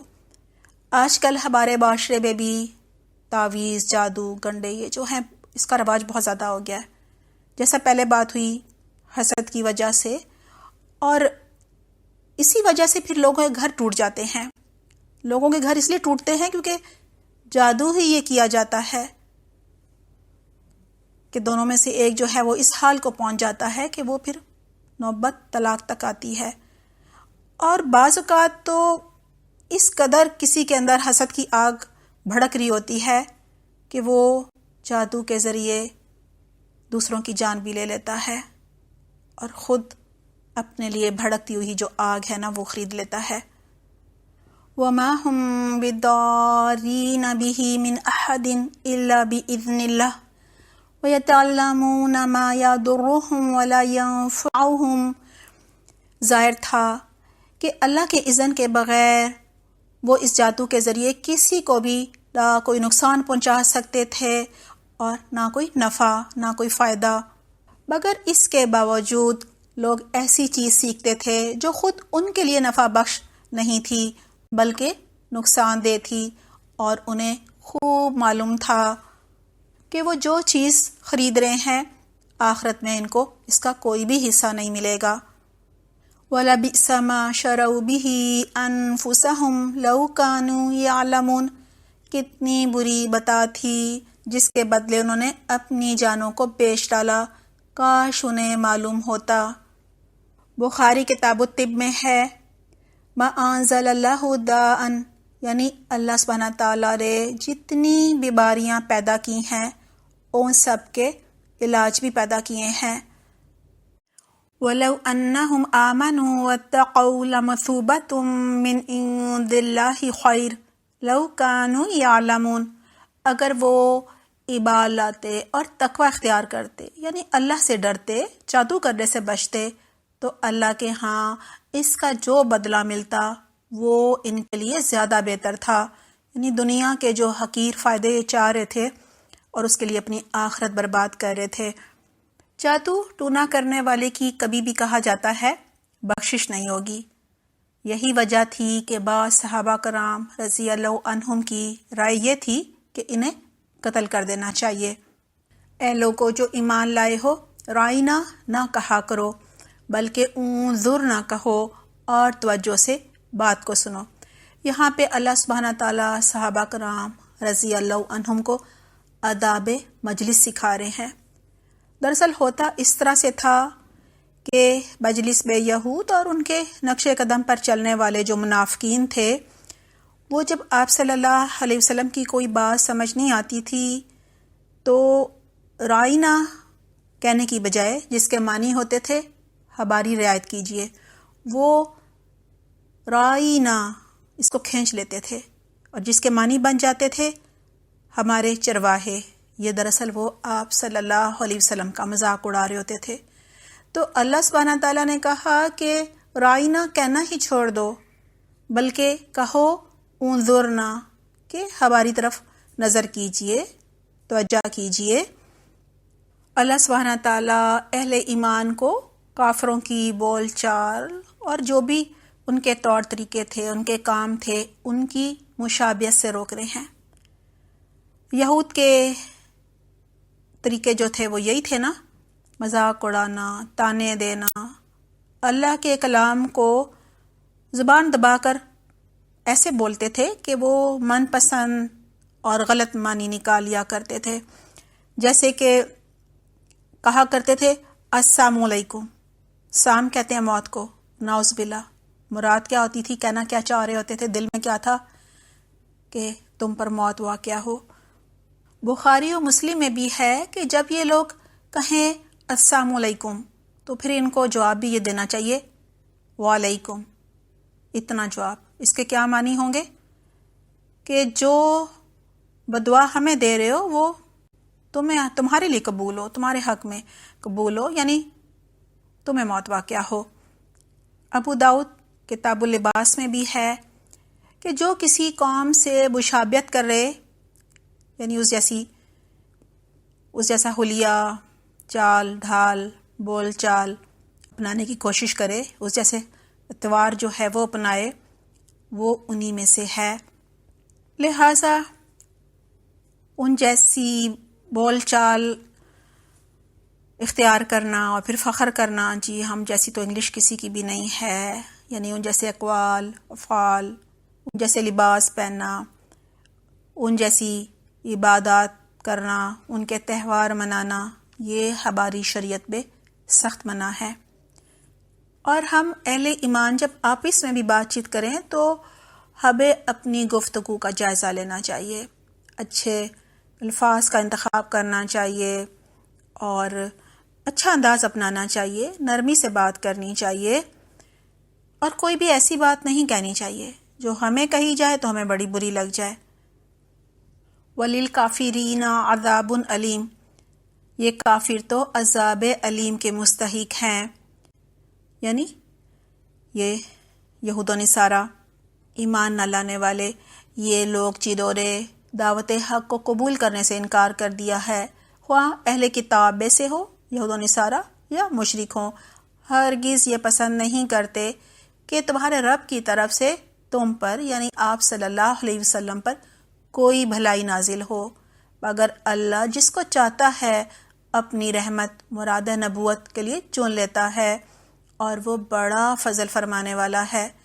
ہمیں بھی ہمیشہ اللہ سے فضل مانگنا چاہیے۔ اگر کسی کے پاس دنیاوی نعمتیں ہیں تو کبھی بھی حسد نہیں کرنا چاہیے، تمنا نہیں کرنی چاہیے، ان چیزوں کی خواہش نہیں کرنی چاہیے، کیونکہ ہو سکتا ہے اگر ہمیں بھی وہ سب نعمتیں مل جائیں تو یہ جو ہمیں اللہ نے فضل دیا ہے ہدایت کے راستے پر چلنے کا، دین کو سیکھنے سکھانے کا، ہو سکتا ہے اس کے لیے ہمارے پاس پھر وقت ہی نہ ہو۔ لہٰذا اللہ کی تقسیم پر راضی رہنا ہے، اللہ کی مصلحتوں اور حکمتوں کو سمجھنا ہے۔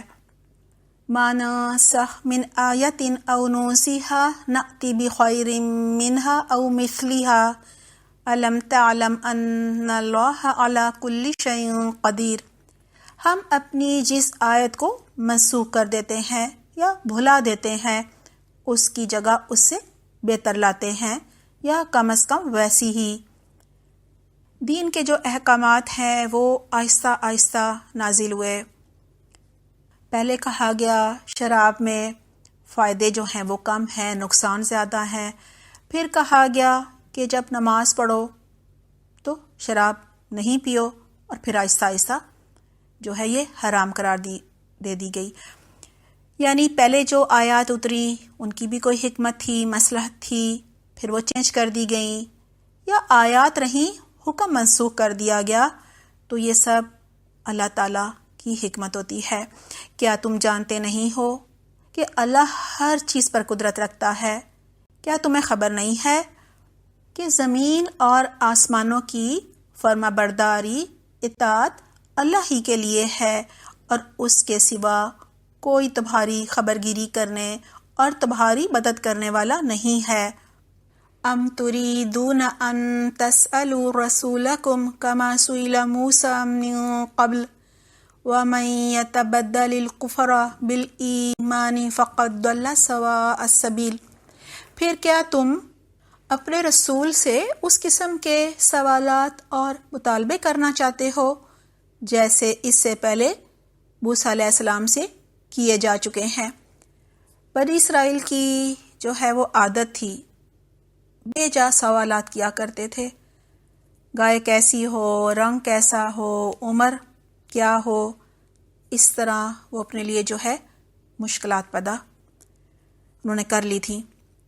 سوال دیکھیں عقیدے کا ہو ضرور کرنا چاہیے، عمل سے متعلق ہو کیا جا سکتا ہے، آخرت کی نجات کے بارے میں ہو یا قرآن کے احکامات کے متعلق ہو ضرور پوچھنا چاہیے، لیکن بال کی کھال نکالنا، تجسس کرنا، بے جا سوالات کرنا یہ منع ہے، اسلام میں درست نہیں ہے۔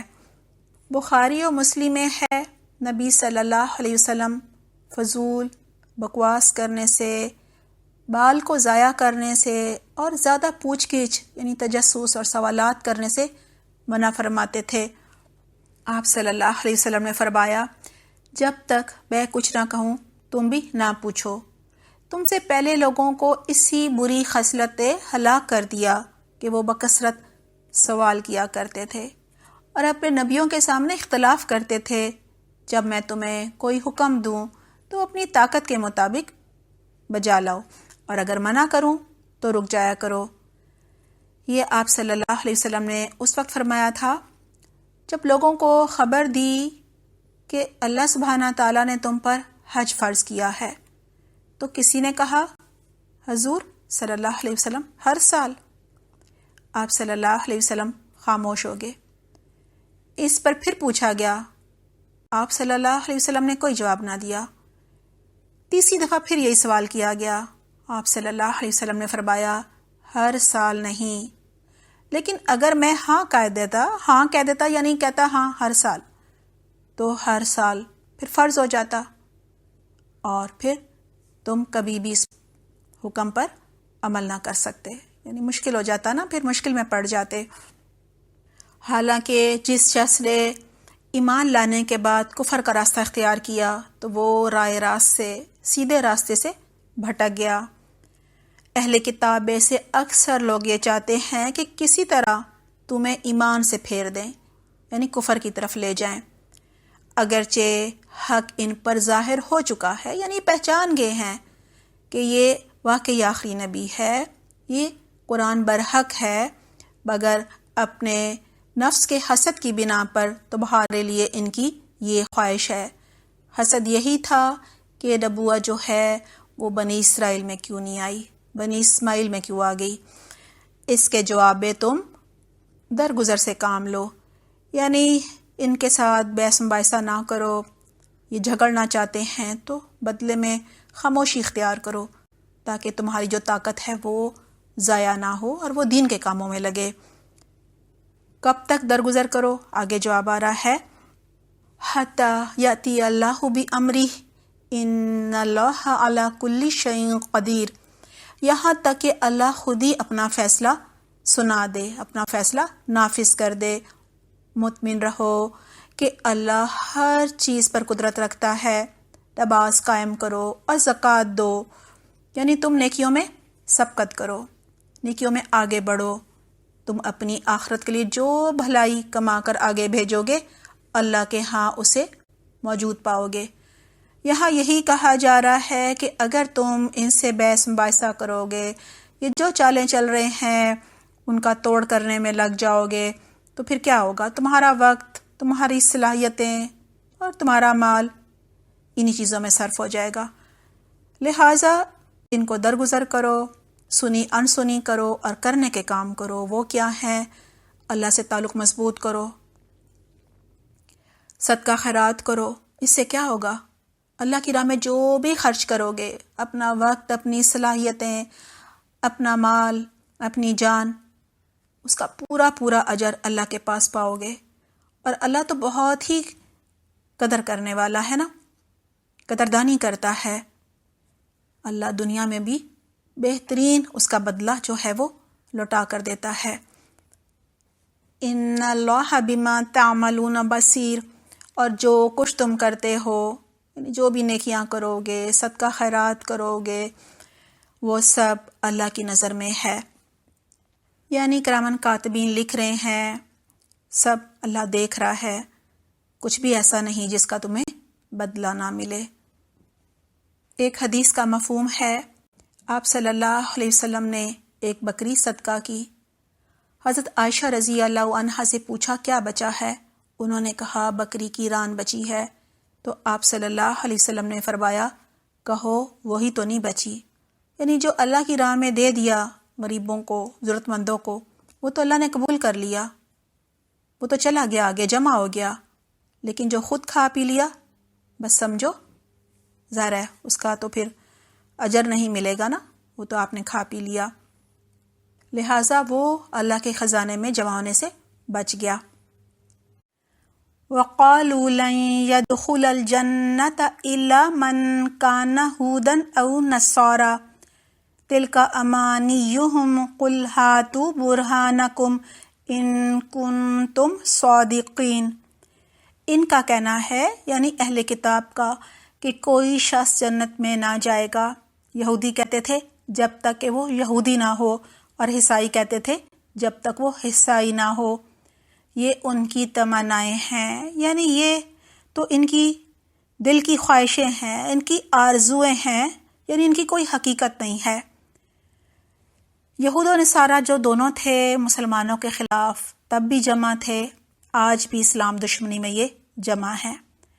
اور پھر کہا جا رہا ہے ان سے کہو اپنی دلیل پیش کرو اگر تم اپنے دعوے میں سچے ہو۔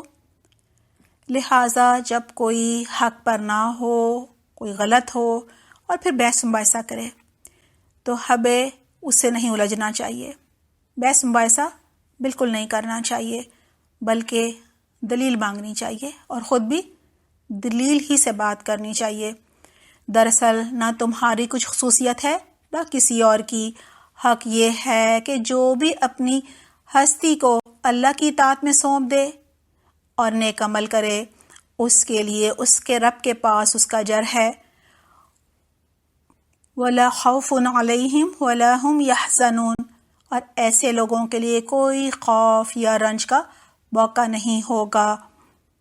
یہاں یہی بتایا جا رہا ہے اگر کسی نے آج بھی کسی کے اوپر تکیہ کیا ہوا ہے کہ یہ قبر والا یا یہ پیر، یہ ہمارا جو بڑا ہے یہ ہمیں بچا لے گا، تو ایسا قطعاً نہیں ہونے والا، کیونکہ آپ صلی اللہ علیہ وسلم جو ہیں وہ بھی اپنے رشتہ داروں کو کہا کرتے تھے کہ دیکھو اس دن میں تمہارے کوئی بھی کام نہیں آؤں گا، جو جمع کرنا ہے اپنے لیے، جو عمل کرنے ہیں خود کرو۔ تو یہاں بھی یہی بتایا جا رہا ہے کہ کون کس ذات سے تعلق رکھتا ہے اور کون سا قبیلہ ہے اس کا، کیا مذہب ہے، اس سے فرق نہیں پڑتا۔ ہاں، جب نیا نبی آئے تو اس پر ایمان لانا ہے، اب نئی شریعت جو ہے اس پر چلنا ہوگا۔ اگر یہ نہیں کیا تو آپ پھر اہل ایمان نہیں ہو، اور اللہ تعالیٰ پھر کیا دیکھیں گے کہ آپ نئے نبی پر ایمان بھی لے آئے ہو، نئی کتاب کے مطابق آپ نے اپنے عمل بھی بدل لیے ہیں، تو کہا جا رہا ہے اللہ تعالیٰ یہی دیکھیں گے کہ کس نے اپنا چہرہ اللہ کے آگے جھکا دیا ہے، یعنی اس نے یہ نہیں دیکھا کہ میں ایمان لے آؤں گا تو میری بڑائی چلی جائے گی، لوگ مجھ سے فتویٰ مانگتے ہیں، مجھے مال و متاع دیتے ہیں، وہ نقصان ہو جائے گا، عزت بھی میری گھٹ جائے گی۔ نہیں، جیسے ہی نیا نبی آیا، نئی کتاب آئی، فوراً سمعنا واطعنا عارضی اختیار کی، ہر حکم کو سیکھا اور عمل شروع کر دیا۔ عمل تو وہی قبول ہوتا ہے جو ایمان کی حالت میں ہو اور قرآن و سنت کے مطابق ہو۔ یہاں بھی یہی بتایا جا رہا ہے کہ جو ایمان لے آئے گا اور اپنے رب کی مرضی کے عمل کرے گا، قرآن و سنت کے مطابق عمل شروع کر دے گا، وَلَا خَوْفٌ عَلَيْهِمْ وَلَا هُمْ يَحْزَنُونَ، نہ دنیا میں، نہ قبر میں، نہ قبر سے نکلتے ہوئے، نہ حشر کے میدان میں، کہیں بھی کوئی خوف ہوگا نہ کوئی رنج ہوگا۔ اللہ سبحانہ تعالیٰ اس کا دل سکون سے بھر دیں گے، حالات ہی ایسے بنا دیں گے کہ وہ اللہ کی رضا میں راضی رہے گا اور اللہ کے ہر حکم پر عمل کر کے سکون پائے گا، اطمینان پائے گا، رہنمائی پائے گا اور جنت کے قریب ہوتا چلا جائے گا۔ اللہ تعالیٰ ہمیں بھی ان میں شامل فرمائے، آمین اللہم آمین۔ وقالت اليہود لیست النصارى على شیء وقالت النصارى لیست اليہود على شیء وهم يتلون الكتاب كذلك قال الذين لا يعلمون مثل قولهم فالله يحكم بينهم يوم القيامة فيما كانوا فيه يختلفون۔ یہودی کہتے ہیں عیسائیوں کے پاس کچھ نہیں، یعنی ان کی کوئی اصل نہیں، کوئی ان کی بنیاد نہیں۔ عیسائی کہتے ہیں یہودیوں کے پاس کچھ نہیں، حالانکہ دونوں ہی کتاب پڑھتے ہیں، یعنی دونوں اہل کتاب ہیں، اور اسی قسم کے دعوے ان لوگوں کے بھی ہیں جن کے پاس کتاب کا علم نہیں ہے، یہ مشرکین مکہ تھے۔ یہ اختلافات جن میں یہ لوگ مبتلا ہیں، ان کا فیصلہ اللہ قیامت کے روز کر دے گا۔ یہود کہتے تھے حضرت عیسیٰ علیہ السلام ولد الزنا ہیں، اور عیسائی کہتے تھے کہ حضرت عیسیٰ علیہ السلام اللہ کے بیٹے ہیں۔ یعنی دونوں کے عقائد جو ہیں وہ مختلف تھے۔ یہی وجہ تھی، تب بھی فرقہ واریت تھی، اور آج کل ہمارے ہاں بھی یہی کچھ ہو رہا ہوتا ہے۔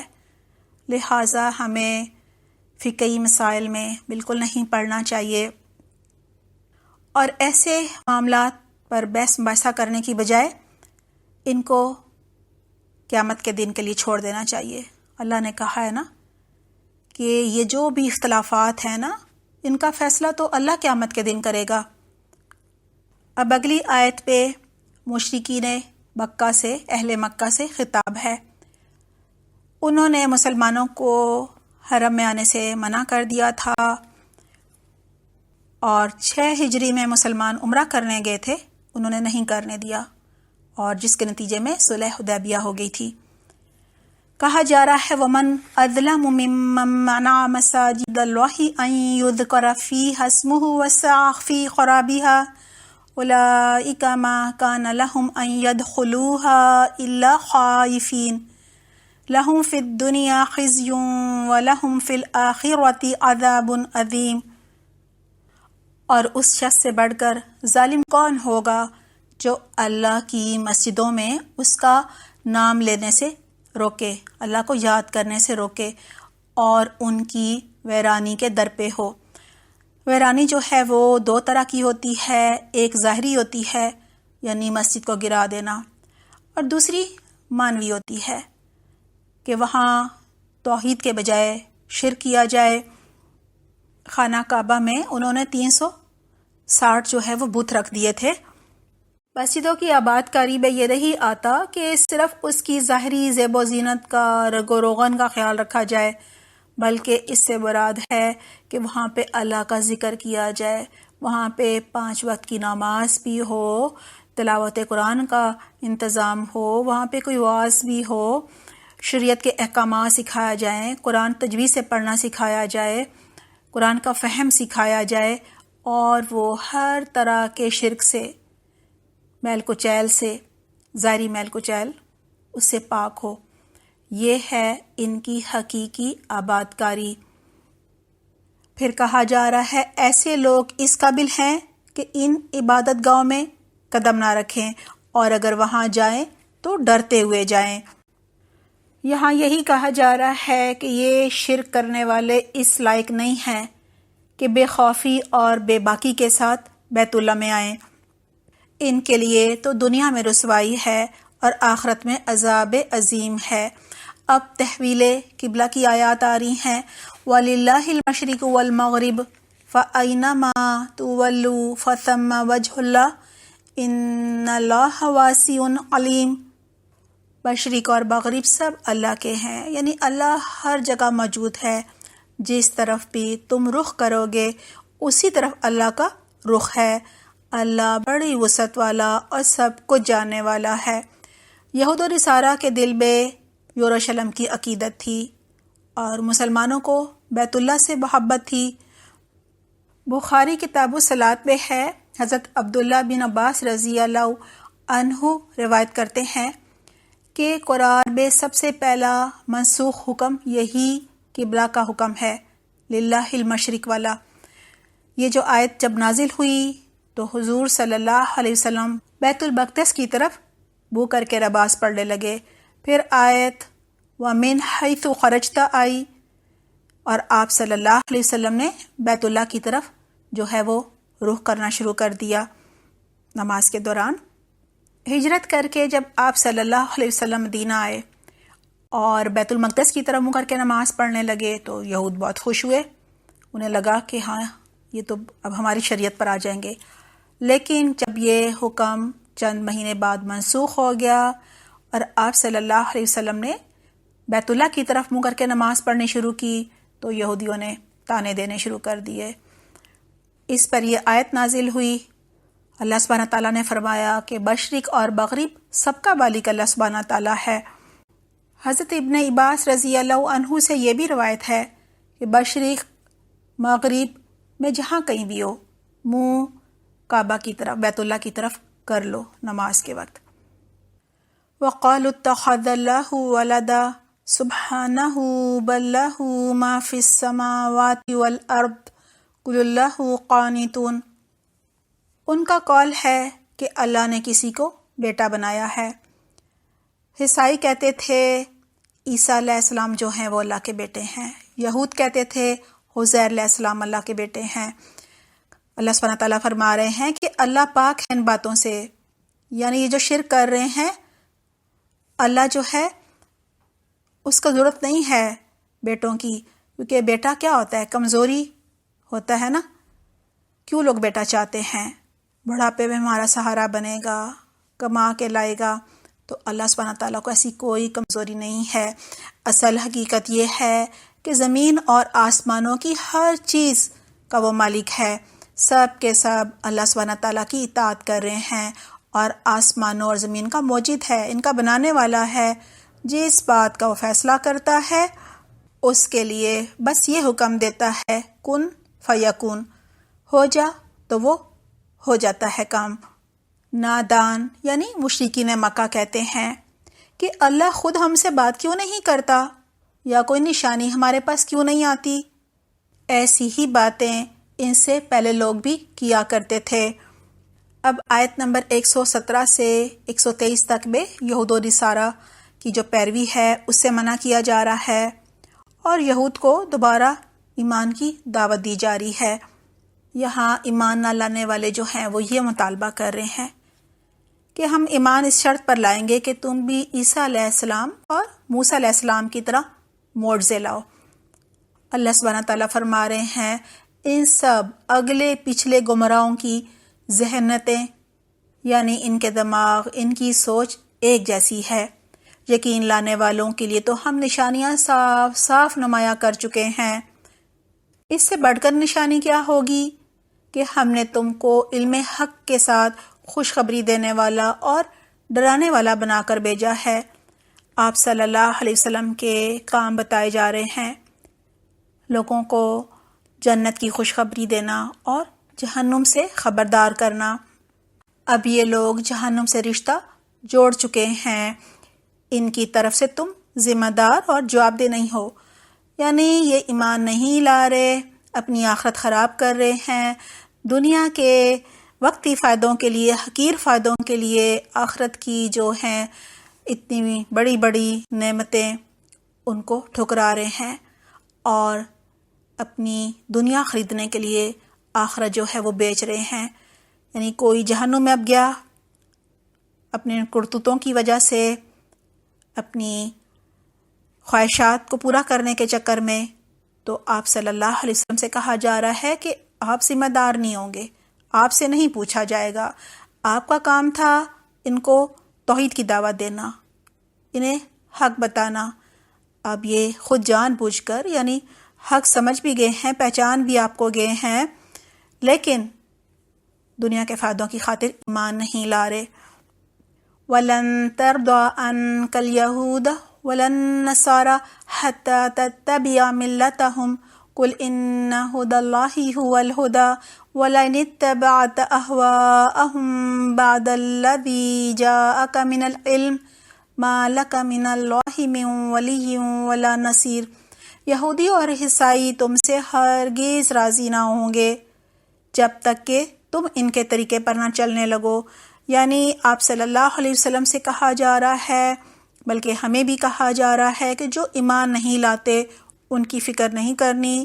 ایک دفعہ انہیں حق بتا دیا، اب وہ اپنی مرضی سے ایمان نہیں لا رہے، سب سمجھ گئے ہیں، پہچان گئے ہیں، تو آپ کچھ بھی کر لیں، اب یہ آپ سے راضی نہیں ہوں گے۔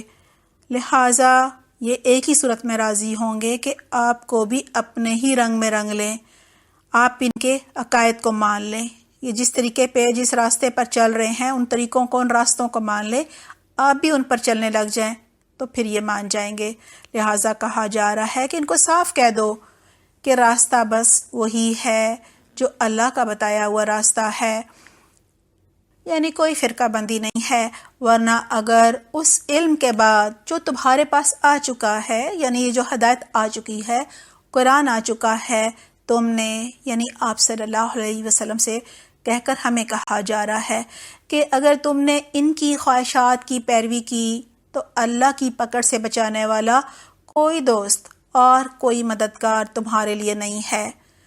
یہود کہتے تھے آپ صلی اللہ علیہ وسلم سے کہ آپ کچھ ہماری باتیں مان لیں، کچھ ہم آپ کی مان لیں گے تو بس ٹھیک ہے۔ الذین آتیناہم الکتاب یتلونہ حق تلاوتہ اولئک یؤمنون بہ ومن یکفر بہ فاولئک ھم الخاسرون۔ جن لوگوں کو ہم نے کتاب دی ہے وہ اسے اس طرح پڑھتے ہیں جیسا کہ پڑھنے کا حق ہے، یعنی قرآن کا حق ہے کہ اسے پڑھا جائے، اس کا ترجمہ سمجھا جائے، اس کو تجوید سے پڑھا جائے، اس کے ہر حکم کو سمجھ کر پھر اس پر عمل کیا جائے، اور سب سے بڑی بات کہ سب سے پہلے اس پر ایمان لایا جائے اور پھر آخر میں دوسروں تک بھی پہنچایا جائے۔ ایمان لانے والوں کے بارے میں مزید کہا جا رہا ہے وہ اس پر سچے دل سے ایمان لاتے ہیں، کیونکہ قرآن پر ایمان لانے کا یہ مطلب ہے، ایمان لانے والے پر یہ لازم ہو جاتا ہے کہ وہ اس کے ہر حکم پر عمل کرے، اس کے حرام کو حرام کہے، اس کے حلال کو حلال کہے، اور جو اس کے ساتھ کفر کا رویہ اختیار کرے وہی اصل میں نقصان اٹھانے والا ہے۔ یعنی اگر کوئی ایمان نہیں لاتا، اپنا عمل نہیں بدلتا، تو وہ اپنی آخرت خراب کرتا ہے، وہ اپنا ہی نقصان کرتا ہے۔ اب آیت نمبر 122 اور 123 پہ دوبارہ بنی اسرائیل کو، خصوصاً یہود کو ایمان کی دعوت دی جا رہی ہے۔ یا بنی اسرائیل اذکروا نعمتی التی انعمت علیکم وانی فضلتکم علی العالمین۔ اے بنی اسرائیل، یاد کرو میری وہ نعمت جس سے میں نے تمہیں نوازا تھا، اور یہ کہ میں نے تمہیں دنیا کی تمام قوموں پر فضیلت دی تھی۔ موسیٰ علیہ السلام کے زمانے میں امت بنی، تورات ملی، 14 صدیوں تک نبوت کا سلسلہ جاری رہا۔ آخری نبی عیسیٰ علیہ السلام تھے، انہوں نے کتاب میں تحریف کی، اسے پسے پش ڈال دیا، جادو ٹونے میں پڑ گئے، ابھی ذکر ہوا تھا، تو پھر ذلت اور رسوائی ان کے حصے میں آئی۔ اب دوبارہ انہیں آخرت کا دن یاد دلا کر توحید کی دعوت دی جا رہی ہے۔ وَاتَّقُوا يَوْمَ لَا تَجْزِي نَفْسٌ عَن نَفْسٍ شَيْئًا وَلَا يُقْبَلُ مِنْهَا عَدْلٌ وَلَا تَنفَعُهَا شَفَاعَةٌ وَلَا هُمْ يُنصَرُونَ۔ اور ڈرو اس دن سے جب کوئی کسی کے ذرا کام نہ آئے گا، نہ کسی سے فدیہ قبول کیا جائے گا، نہ کوئی سفارش ہی کسی آدمی کو فائدہ دے گی، اور نہ مجرموں کو کہیں سے کوئی مدد پہنچ سکے گی۔ موسیٰ علیہ السلام سے لے کر عیسیٰ علیہ السلام تک 1400 سالوں میں بے شمار جو انبیاء کرام ہیں وہ آئے، بڑے بڑے انبیاء کرام آئے، طالوت، داؤد علیہ السلام، سلیمان علیہ السلام کی عظیم الشان بادشاہتیں ان کو ملی، تورات، انجیل، زبور ان کو ملی، وہ نازل ہوئی ان پر۔ لیکن جب انہوں نے اپنی کتابوں کو اپنی پسند کا بنا لیا، محمد صلی اللہ علیہ وسلم تب قرآن لے کر آئے، انہوں نے انہیں بھی جھٹلا دیا۔ وجہ کیا تھی؟ بال کی محبت میں پڑ گئے تھے، ان میں بہت ساری بے شمار اخلاقی بیماریاں پیدا ہو گئی تھیں، جن کی وجہ سے اب یہ مزید امامت کے قابل نہیں رہے تھے۔ ان کی یہ جو قلبی بیماریاں تھیں، ان کا ذکر 150 آیات میں آیا ہے، تاکہ ہم دیکھیں کہ کہیں ہمارے اندر تو کوئی ویسی قلبی بیماری نہیں ہے، ہم تاکہ ان کے انجام سے عبرت پکڑیں، کیونکہ اگر ہم بھی انہی کی پیروی کریں گے جس سے کہ منع کیا گیا ہے مسلمانوں کو، تو ظاہر ہے اللہ نہ کرے پھر ہمارا انجام بھی ان جیسا ہو سکتا ہے۔ مسلم کتاب الایمان میں ہے، آپ صلی اللہ علیہ وسلم نے فرمایا، قسم ہے اس ذات کی جس کے ہاتھ میں میری جان ہے، اس امت میں سے جو بھی مجھے سنے، یعنی حق کا پیغام سنے، وہ یہودی ہو یا نصرانی، اگر وہ مجھ پر ایمان نہیں لائے گا تو وہ جہنم میں جائے گا۔ ترمذی میں ہے، آپ صلی اللہ علیہ وسلم نے فرمایا، میری امت پر وہ حالات آ کر رہیں گے جو بنی اسرائیل پر آئے تھے، بالکل اس طرح جس طرح ایک جوتی دوسری جوتی کے مشابہ ہوتی ہے، یعنی جس طرح دو جوتیاں بالکل ایک جیسی ہوتی ہیں، اسی طرح ان کی بھی ویسی ہی آزمائشیں آئیں گی۔ لہٰذا بہت زیادہ ڈرنے کی بات ہے، ہمیں اپنا محاسبہ کرنا چاہیے، کہیں جانے انجانے میں یہ تو نہیں ہے کہ ہمارے اندر بھی اہل کتاب والی خصلتیں آ گئی ہوں، اور اللہ نہ کرے کہ ہمارا بھی انجام پھر ان جیسا ہو جائے۔ اب آیت نمبر 124 سے لے کر 141 تک پہ امت مسلمہ کی برتری کے 5 اسباب جو ہیں وہ بتائے جا رہے ہیں، یعنی اس پارے کے آخر تک میں۔ وَإِذِ ابْتَلَىٰ إِبْرَاهِيمَ رَبُّهُ بِكَلِمَاتٍ فَأَتَمَّهُنَّ قَالَ إِنِّي جَاعِلُكَ لِلنَّاسِ إِمَامًا قَالَ وَمِن ذُرِّيَّتِي قَالَ لَا يَنَالُ أَحَدِ الظَّالِمِينَ۔ یاد کرو کہ جب ابراہیم علیہ السلام کو اس کے رب نے چند باتوں سے آزمایا اور وہ سب پر پورا اتر گیا، تو رب نے کہا میں تجھے سب لوگوں کا پیشوا بنانے والا ہوں۔ دیکھیں، پیشوا بنانے سے پہلے بہت سی آزمائشوں سے وہ گزرے۔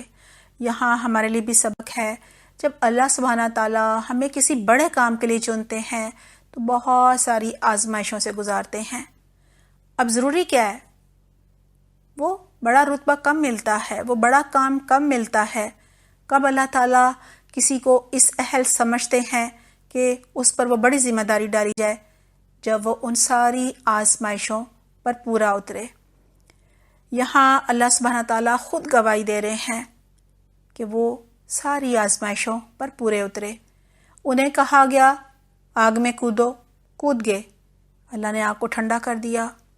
پھر ہجرت پر مجبور کیے گئے، وہ اپنی بیوی ہاجرہ اور اپنے چچا کے بیٹے لوط علیہ السلام کے ساتھ اپنا وطن چھوڑ کے چل پڑے۔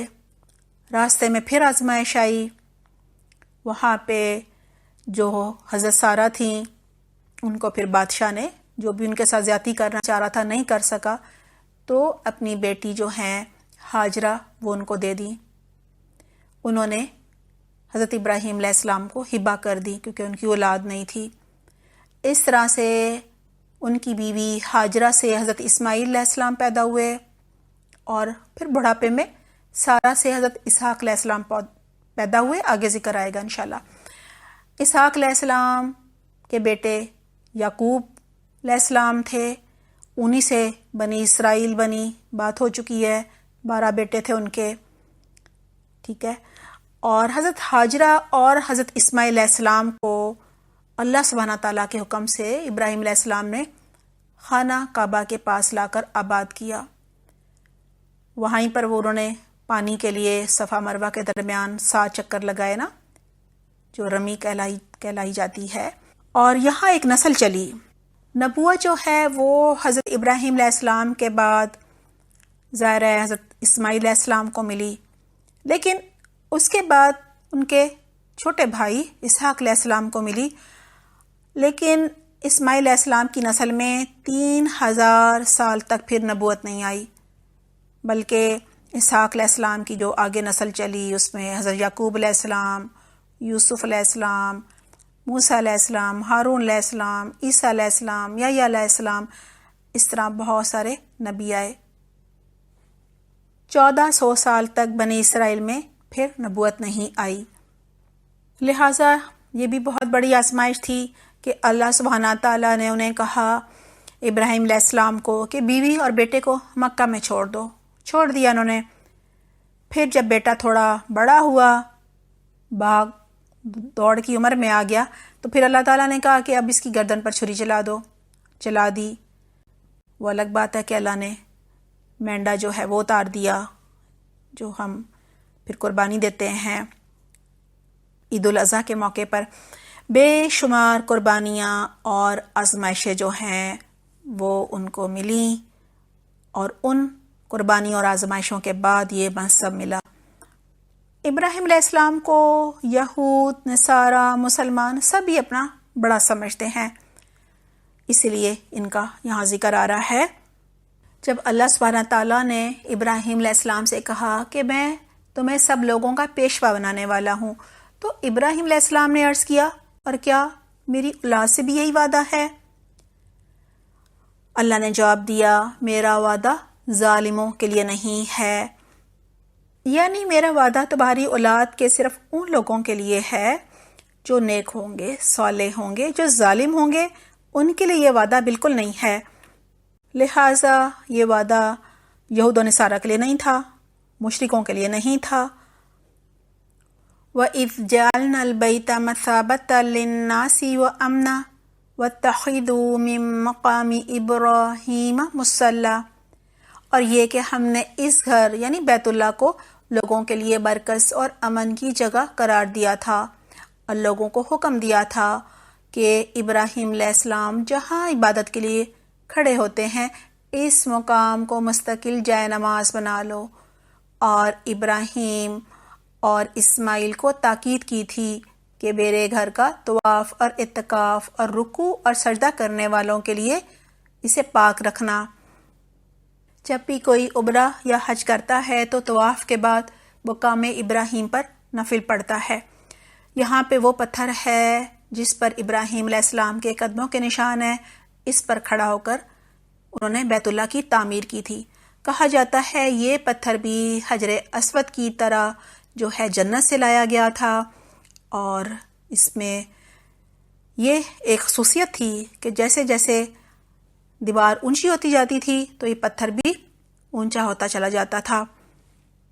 یہاں ہمارے لیے یہ بھی سبق ہے کہ اللہ کی عبادت کی جگہوں کو پاک صاف رکھنا چاہیے، اور جتنا ہو سکے وہاں پہ توحید کا چرچا کرنا چاہیے۔ وَإِذْ قَالَ إِبْرَاهِيمُ رَبِّ اجْعَلْ هَٰذَا بَلَدًا آمِنًا وَارْزُقْ أَهْلَهُ مِنَ الثَّمَرَاتِ مَنْ آمَنَ مِنْهُمْ بِاللَّهِ وَالْيَوْمِ الْآخِرِ، اور یہ کہ ابراہیم علیہ السلام نے دعا کی، اے میرے رب اس شہر کو امن کا شہر بنا دے، اور اس کے رہنے والوں کو جو اللہ اور آخرت پر ایمان لانے والے ہوں انہیں ہر قسم کے پھلوں کا رزق دے۔ کیونکہ حضرت ابراہیم علیہ السلام کو اپنے باپ آزر کی بخشش کی دعا سے روک دیا گیا تھا، لہٰذا یہاں پہ دعا کر رہے ہیں ان کے لیے جو اہل ایمان ہیں، جو آپ نے اس کے رب نے فرمایا، اور جو نہ مانے یعنی تیری نسل میں سے جو ایمان نہ لائے، دنیا کی چند روزہ زندگی کا سامان تو میں اسے بھی دوں گا، مگر آخرکار اسے عذاب جہنم کی طرف گھسیٹوں گا، اور وہ بدترین ٹھکانہ ہے۔ ہمارا اکثر ایک سوال ہوتا ہے کہ اللہ سبحانہ تعالیٰ یہ جو کافر ہیں، شرک کرنے والے ہیں، ان کو اتنی ساری نعمتیں کیوں دیتا ہے؟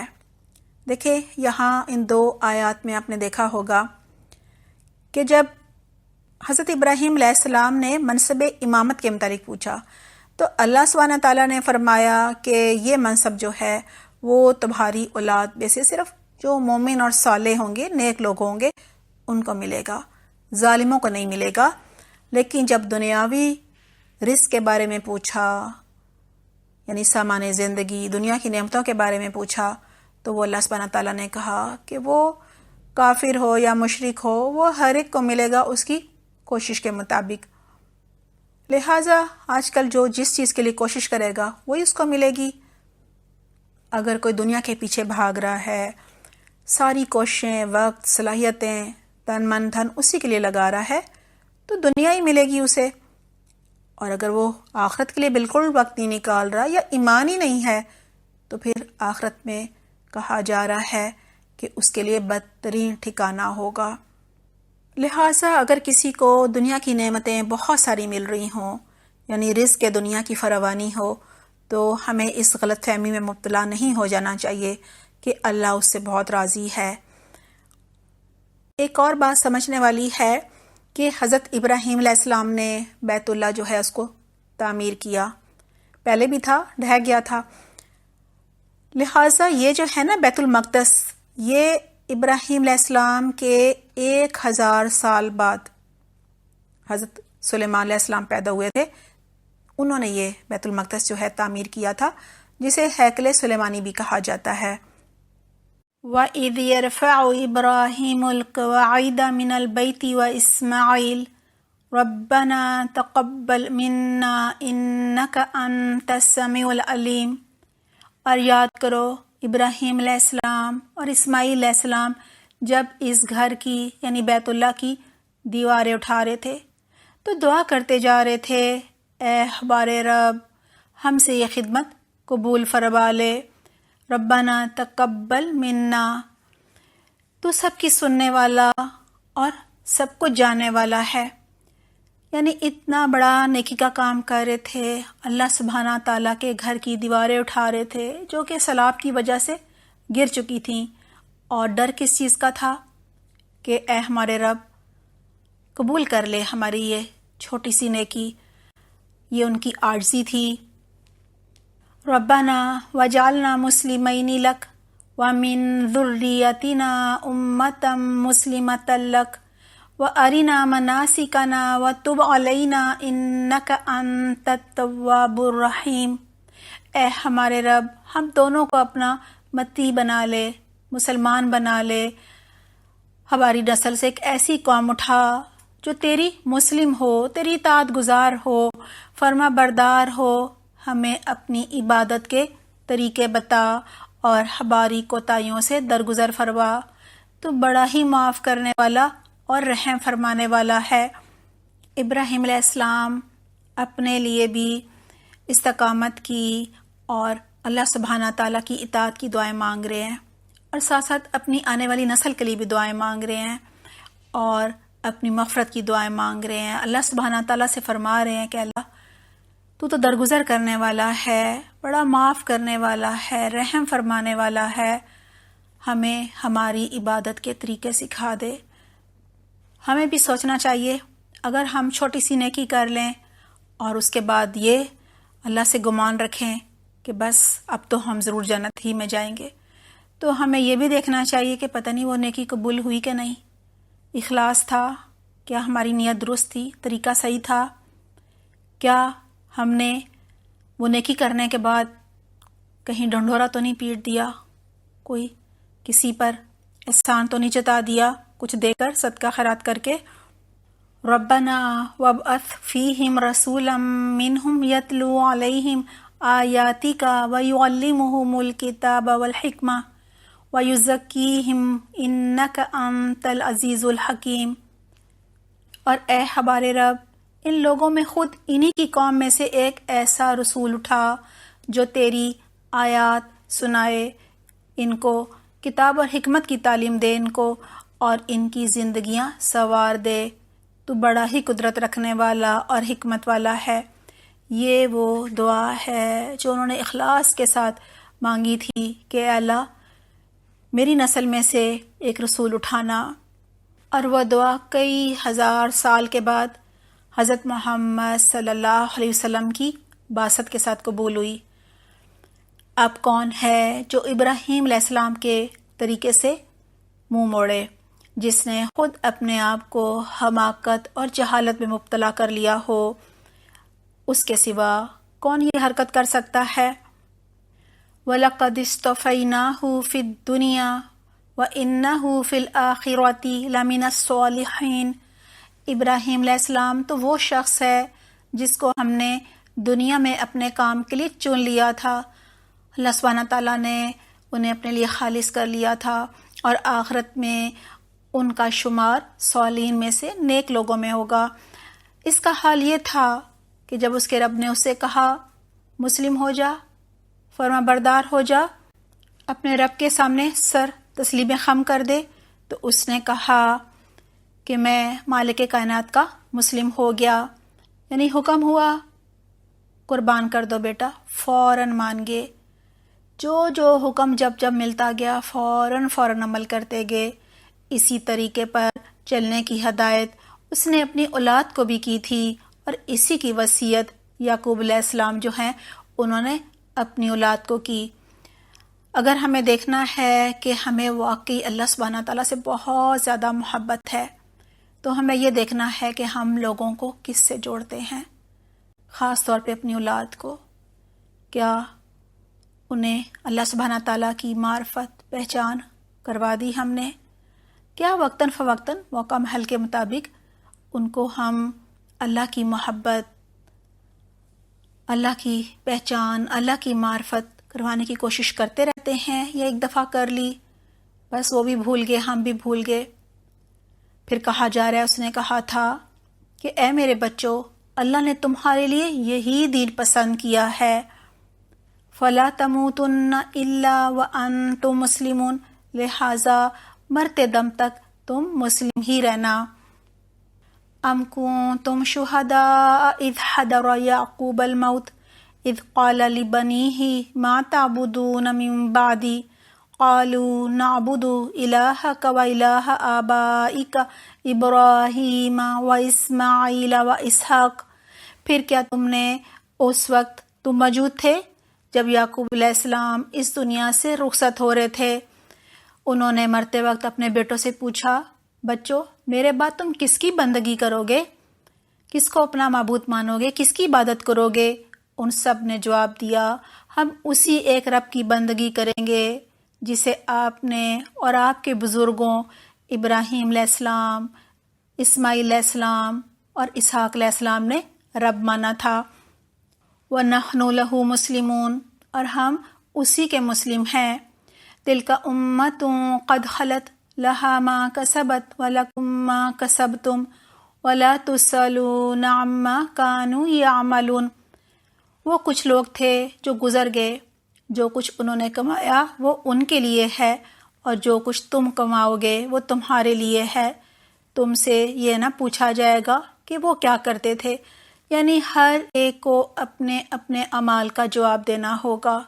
اگر بزرگوں میں کوئی بہت ہی نیک تھا، صالح تھا، بہت عبادت گزار تھا، تو وہ اپنے لیے جو اس نے کمایا لے کر چلا گیا. اس کا فائدہ اب بعد والی نسل کو نہیں ہوگا جب تک وہ خود ان کے نقش قدم پر نہیں چلے گی.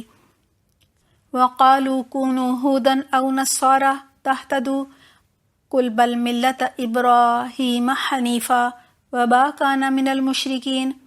یہود کہتے ہیں یہودی بن جاؤ تو ہدایت پا جاؤ گے، رائے راست پا جاؤ گے.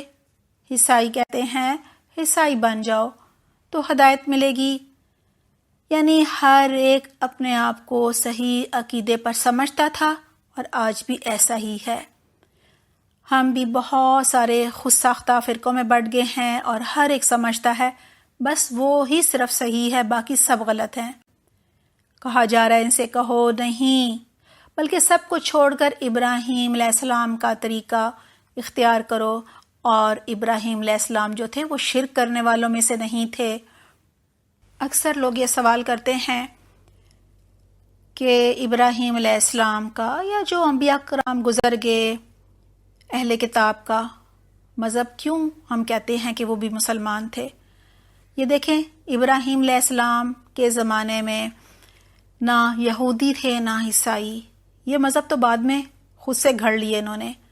حضرت یعقوب علیہ السلام کے ایک بیٹے کا نام یہودا تھا، وہاں یہودی پڑ گیا.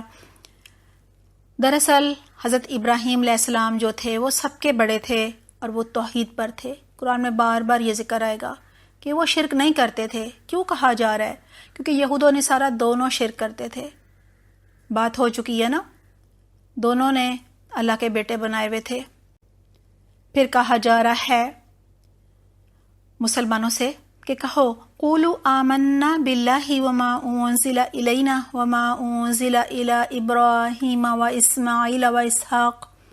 مسلمانوں کہو کہ ہم ایمان لائے اللہ پر اور اس ہدایت پر جو ہماری طرف نازل ہوئی ہے، اور جو ابراہیم علیہ السلام، اسماعیل علیہ السلام، اسحاق علیہ السلام، یعقوب علیہ السلام اور اولاد یعقوب علیہ السلام کی طرف نازل ہوئی تھی، اور جو موسیٰ علیہ السلام اور عیسیٰ علیہ السلام اور دوسرے تمام پیغمبروں کو ان کے رب کی طرف سے دی گئی تھی. ہم ان کے درمیان کوئی تفریق نہیں کرتے. وَنَحْنُ لَهُ مُسْلِمُونَ، اور ہم اللہ ہی کے مسلم ہیں. وَنَحْنُ لَهُ مُسْلِمُونَ، اور ہم اللہ کے مسلم ہیں. بخاری کتاب التفسیر میں ہے، حضرت ابو ہریرہ رضی اللہ عنہ فرماتے ہیں اہل کتاب تورات کو عبرانی زبان میں پڑھتے تھے اور عربی میں تفسیر کر کے اہل اسلام کو سناتے تھے۔ نبی صلی اللہ علیہ وسلم نے فرمایا کہ اہل کتاب کی سچائی یا تکذیب نہ کرو، یعنی جو بھی تورات میں لکھا ہے، وہ جو بھی بتا رہے ہوتے ہیں اس کو نہ جھٹلاؤ، نہ یہ کہو کہ ہاں ہاں بالکل صحیح ہے، بلکہ کہہ دیا کرو کہ ہم اللہ پر اور اس کی نازل کی ہوئی کتابوں پر ایمان لاتے ہیں۔ یہ اسی آیت کے حساب سے تھا، اس میں یہی کہا جا رہا ہے کہ ہم تمام انبیاء کرام پر ایمان لاتے ہیں، ہم تمام آسمانی کتابوں پر ایمان لاتے ہیں اور ہم اللہ ہی کے مسلم ہیں۔ وَإِنْ آمَنُوا بِمِثْلِ مَا آمَنْتُمْ بِهِ فَقَدِ اهْتَدَوْا فَإِنْ تَوَلَّوْا فَإِنَّمَا هُمْ فِي شِقَاقٍ فَسَيَكْفِيكَهُمُ اللَّهُ وَهُوَ السَّمِيعُ الْعَلِيمُ۔ پھر اگر وہ اسی طرح ایمان لے آئیں جس طرح آپ لے کر آئے، یعنی محمد صلی اللہ علیہ وسلم، تو وہ ہدایت پر ہیں، اور اگر اس سے منہ پھیریں تو واضح بات ہے کہ وہ ہر درمی میں پڑ گئے۔ لہٰذا اطمینان رکھو کہ ان کے مقابلے میں اللہ آپ کی، یعنی آپ صلی اللہ علیہ وسلم کی حمایت کے لیے کافی ہے، وہ سب کچھ سنتا اور جانتا ہے۔ ابن ابی حاتم میں ہے، نافع بن نعیم رضی اللہ عنہ کہتے ہیں کہ کسی خلیفہ کے پاس حضرت عثمان رضی اللہ عنہ کا قرآن تھا، وہ کسی کے پاس بھیجا گیا۔ زیادہ تر نے یہ سن کر کہا کہ لوگوں میں مشہور ہے کہ جب حضرت عثمان رضی اللہ عنہ کو لوگوں نے شہید کیا تھا، اس وقت وہ یہ قرآن اپنی گود میں لیے اسے پڑھ رہے تھے، اور آپ کا خون ٹھیک ان الفاظ پر پڑا تھا، فَسَيَكْفِيكَهُمُ اللَّهُ وَهُوَ السَّمِيعُ الْعَلِيمُ۔ کیا یہ صحیح بات ہے؟ حضرت نافع رضی اللہ عنہ نے کہا بالکل ٹھیک بات ہے کہ ان کا خون فَسَيَكْفِيكَهُمُ اللَّهُ وَهُوَ السَّمِيعُ الْعَلِيمُ والے الفاظ کے اوپر پڑا تھا، اور میں نے خود اس آیت پر حضرت عثمان رضی اللہ عنہ کا خون لگا ہوا دیکھا تھا۔ صبغۃ اللہ ومن احسن من اللہ صبغۃ ونحن له عابدون۔ کہو اللہ کا رنگ اختیار کرو۔ صبغۃ اللہ جو ہے یہ اللہ کے دین کا رنگ ہے، اس کے رنگ سے اچھا اور کس کا رنگ ہو سکتا ہے؟ اصل رنگ جو ہے وہ اللہ کی اطاعت کا رنگ ہوتا ہے، جو ایک بندہ مومن کے اندر باہر، اس کے حلیے میں، اس کی بات چیت میں، اس کے افعال میں، ہر چیز میں نظر آتا ہے، یعنی ہمارے ہر عمل سے اللہ کا رنگ جو ہے وہ جھلکنا چاہیے۔ الحمدللہ ہماری جو آرگنائزیشن ہے اس کا نام بھی صبغۃ اللہ ہے۔ دعا ہے اللہ سبحانہ تعالیٰ یہ رنگ جو ہے وہ قیامت تک اس کو اسی طرح سے قائم رکھے، آمین۔ اور ہم اسی کی بندگی کرنے والے ہیں۔ قُلْ أَتُحَاجُّونَنَا فِي اللَّهِ وَهُوَ رَبُّنَا وَرَبُّكُمْ وَلَنَا أَعْمَالُنَا وَلَكُمْ أَعْمَالُكُمْ وَنَحْنُ لَهُ مُخْلِصُونَ۔ اے نبی صلی اللہ علیہ وسلم ان سے کہو، کیا تم اللہ کے بارے میں ہم سے جھگڑتے ہو، یعنی حجت بازی کرتے ہو، حالانکہ ہمارا وہی رب ہے جو تمہارا رب ہے۔ اہل کتاب سے کہا جا رہا ہے کہ ہمارا بھی وہی رب ہے جو تمہارا ہے۔ ابراہیم علیہ السلام ہمارے بھی بڑے تھے، تمہارے بھی بڑے تھے، وہ توحید پر تھے، شرک نہیں کرتے تھے، ہم سب کا دین ایک ہے، ہاں شریعت مختلف ہے، تو پھر جھگڑا کس بات کا؟ ہمارے اعمال ہمارے لیے ہیں، تمہارے اعمال تمہارے لیے ہیں۔ مطلب اگر تم نے کوئی شرک کر لیا ہے، کوئی اخلاص میں کمی ہو گئی ہے، کوئی مال کی محبت دل میں آ گئی ہے، تو تم جواب دو گے، اور ہم اللہ ہی کے لیے اپنی بندگی کو خالص کر چکے ہیں، یعنی ہم اللہ کے ہر حکم کی اطاعت کرتے ہیں، اور ہر عمل ہمارا اخلاص والا ہوتا ہے۔ یا پھر کیا تمہارا کہنا ہے کہ ابراہیم علیہ السلام، اسماعیل علیہ السلام، اسحاق علیہ السلام، یعقوب علیہ السلام اور اولاد یعقوب علیہ السلام سب کے سب یہودی تھے یا نصرانی تھے، یعنی ان میں فرقہ واریت تھی؟ کہو تم زیادہ جانتے ہو یا اللہ؟ ومن اظلم ممن کتم شہادۃ عندہ من اللہ وما اللہ بغافل عما تعملون۔ اس شخص سے بڑا ظالم اور کون ہوگا جس کے ذمہ اللہ کی طرف سے ایک گواہی ہو اور وہ اس سے چھپائے؟ کون سی جو گواہی چھپانے کا ذکر ہو رہا ہے؟ یعنی اہل کتاب جو تھے یہود و نصارہ، ان کی کتابوں میں آپ صلی اللہ علیہ وسلم کی نبوت کی ساری نشانیاں موجود تھیں۔ یہ آپ صلی اللہ علیہ وسلم کو اس طرح پہچانتے تھے جس طرح کہ اپنے بیٹوں کو کوئی پہچانتا ہے، لیکن انہوں نے وہ سب کچھ اپنی عوام سے چھپا لیا تھا۔ یہاں یہود و نصارہ کی جاہل عوام سے ہی کہا جا رہا ہے کہ تم جانتے ہو زیادہ یا اللہ جانتا ہے؟ یعنی جو یہ تمہیں کہتے ہیں علماء یہود، تم ان کی باتیں آنکھیں بند کر کے مان لیتے ہو۔ اور یہاں یہ بھی بتایا جا رہا ہے کہ سب سے بڑا ظالم وہ ہوتا ہے جو شرک کرتا ہے اور اللہ کی گواہی کو چھپاتا ہے، اللہ کے احکامات میں رد و بدل کرتا ہے، تحریف کرتا ہے۔ پھر کہا جا رہا ہے کہ اللہ تمہارے اعمال سے غافل نہیں ہے، تم کیا چھپا رہے ہو اور کیا چالیں چل رہے ہو، کیا سازشیں چل رہے ہو اور کیوں چل رہے ہو، سب اللہ کے علم میں ہے۔ تلک امۃ قد خلت لہا ما کسبت ولکم ما کسبتم ولا تسألون عما کانوا یعملون۔ وہ کچھ لوگ تھے جو گزر چکے، یعنی چلے گئے اس دنیا سے، اپنے اعمال کر گئے، نیکیاں کما گئے، ان کی کمائی ان کے لیے تھی اور تمہاری کمائی تمہارے لیے ہے، یعنی ان کی کمائی پہ تکیہ نہ کرو کہ ان کے اعمال تمہارے کام آئیں گے یا وہ تمہیں جہنم میں جا رہے ہوگے تم گھسیٹ کر جنت میں لے جائیں گے۔ نہیں، تم سے ان کے اعمال کے متعلق سوال نہیں ہوگا، اسی طرح ان کے اعمال بھی تمہارے بالکل کام نہیں آئیں گے، اپنے لیے خود عمل کرو۔ الحمدللہ، اللہ سبحانہ تعالیٰ کی توفیق سے ہمارا پہلا پارہ مکمل ہو گیا ہے۔ اللہ سبحانہ تعالیٰ آپ سب پر اپنی خاص رحمتوں اور برکتوں کا نزول فرمائے، آپ کا دورہ قرآن سننا قبول فرمائے، اور آپ نے جو بھی اہم باتیں لکھی ہیں اللہ سبحانہ تعالیٰ آپ کے لکھے ایک نقطے کو بھی احد کے پہاڑ کے برابر اجر عطا فرمائے، بہترین طریقے سے احکامات کو سمجھنے والا، ان پر عمل کرنے والا اور دوسروں تک پہنچانے والا بنائے۔ اللہ تعالیٰ ہمیں صراط المستقیم کے لیے، جنت کے راستے کے لیے چن لے، اور اللہ سبحانہ تعالیٰ ہمارا ہاتھ پکڑ کر ہمیں جنت الفردوس میں داخل کر دے۔ اللہم انا نسألک الجنت الفردوس، اے اللہ ہم تجھ سے جنت الفردوس کا سوال کرتے ہیں۔ آپ نے پہلے پارے سے اپنے عمل کے لیے کیا سیکھا ضرور بتائیے گا۔ انشاءاللہ کل سے ہم پورا ایک پارہ کیا کریں گے، کل ہمارا دوسرا پارہ ہوگا۔ اپنا بہت خیال رکھیے گا۔ سبحانک اللہم و بحمدک، نشہد ان لا الہ الا انت، نستغفرک و نتوب الیک۔ والسلام علیکم ورحمۃ اللہ وبرکاتہ۔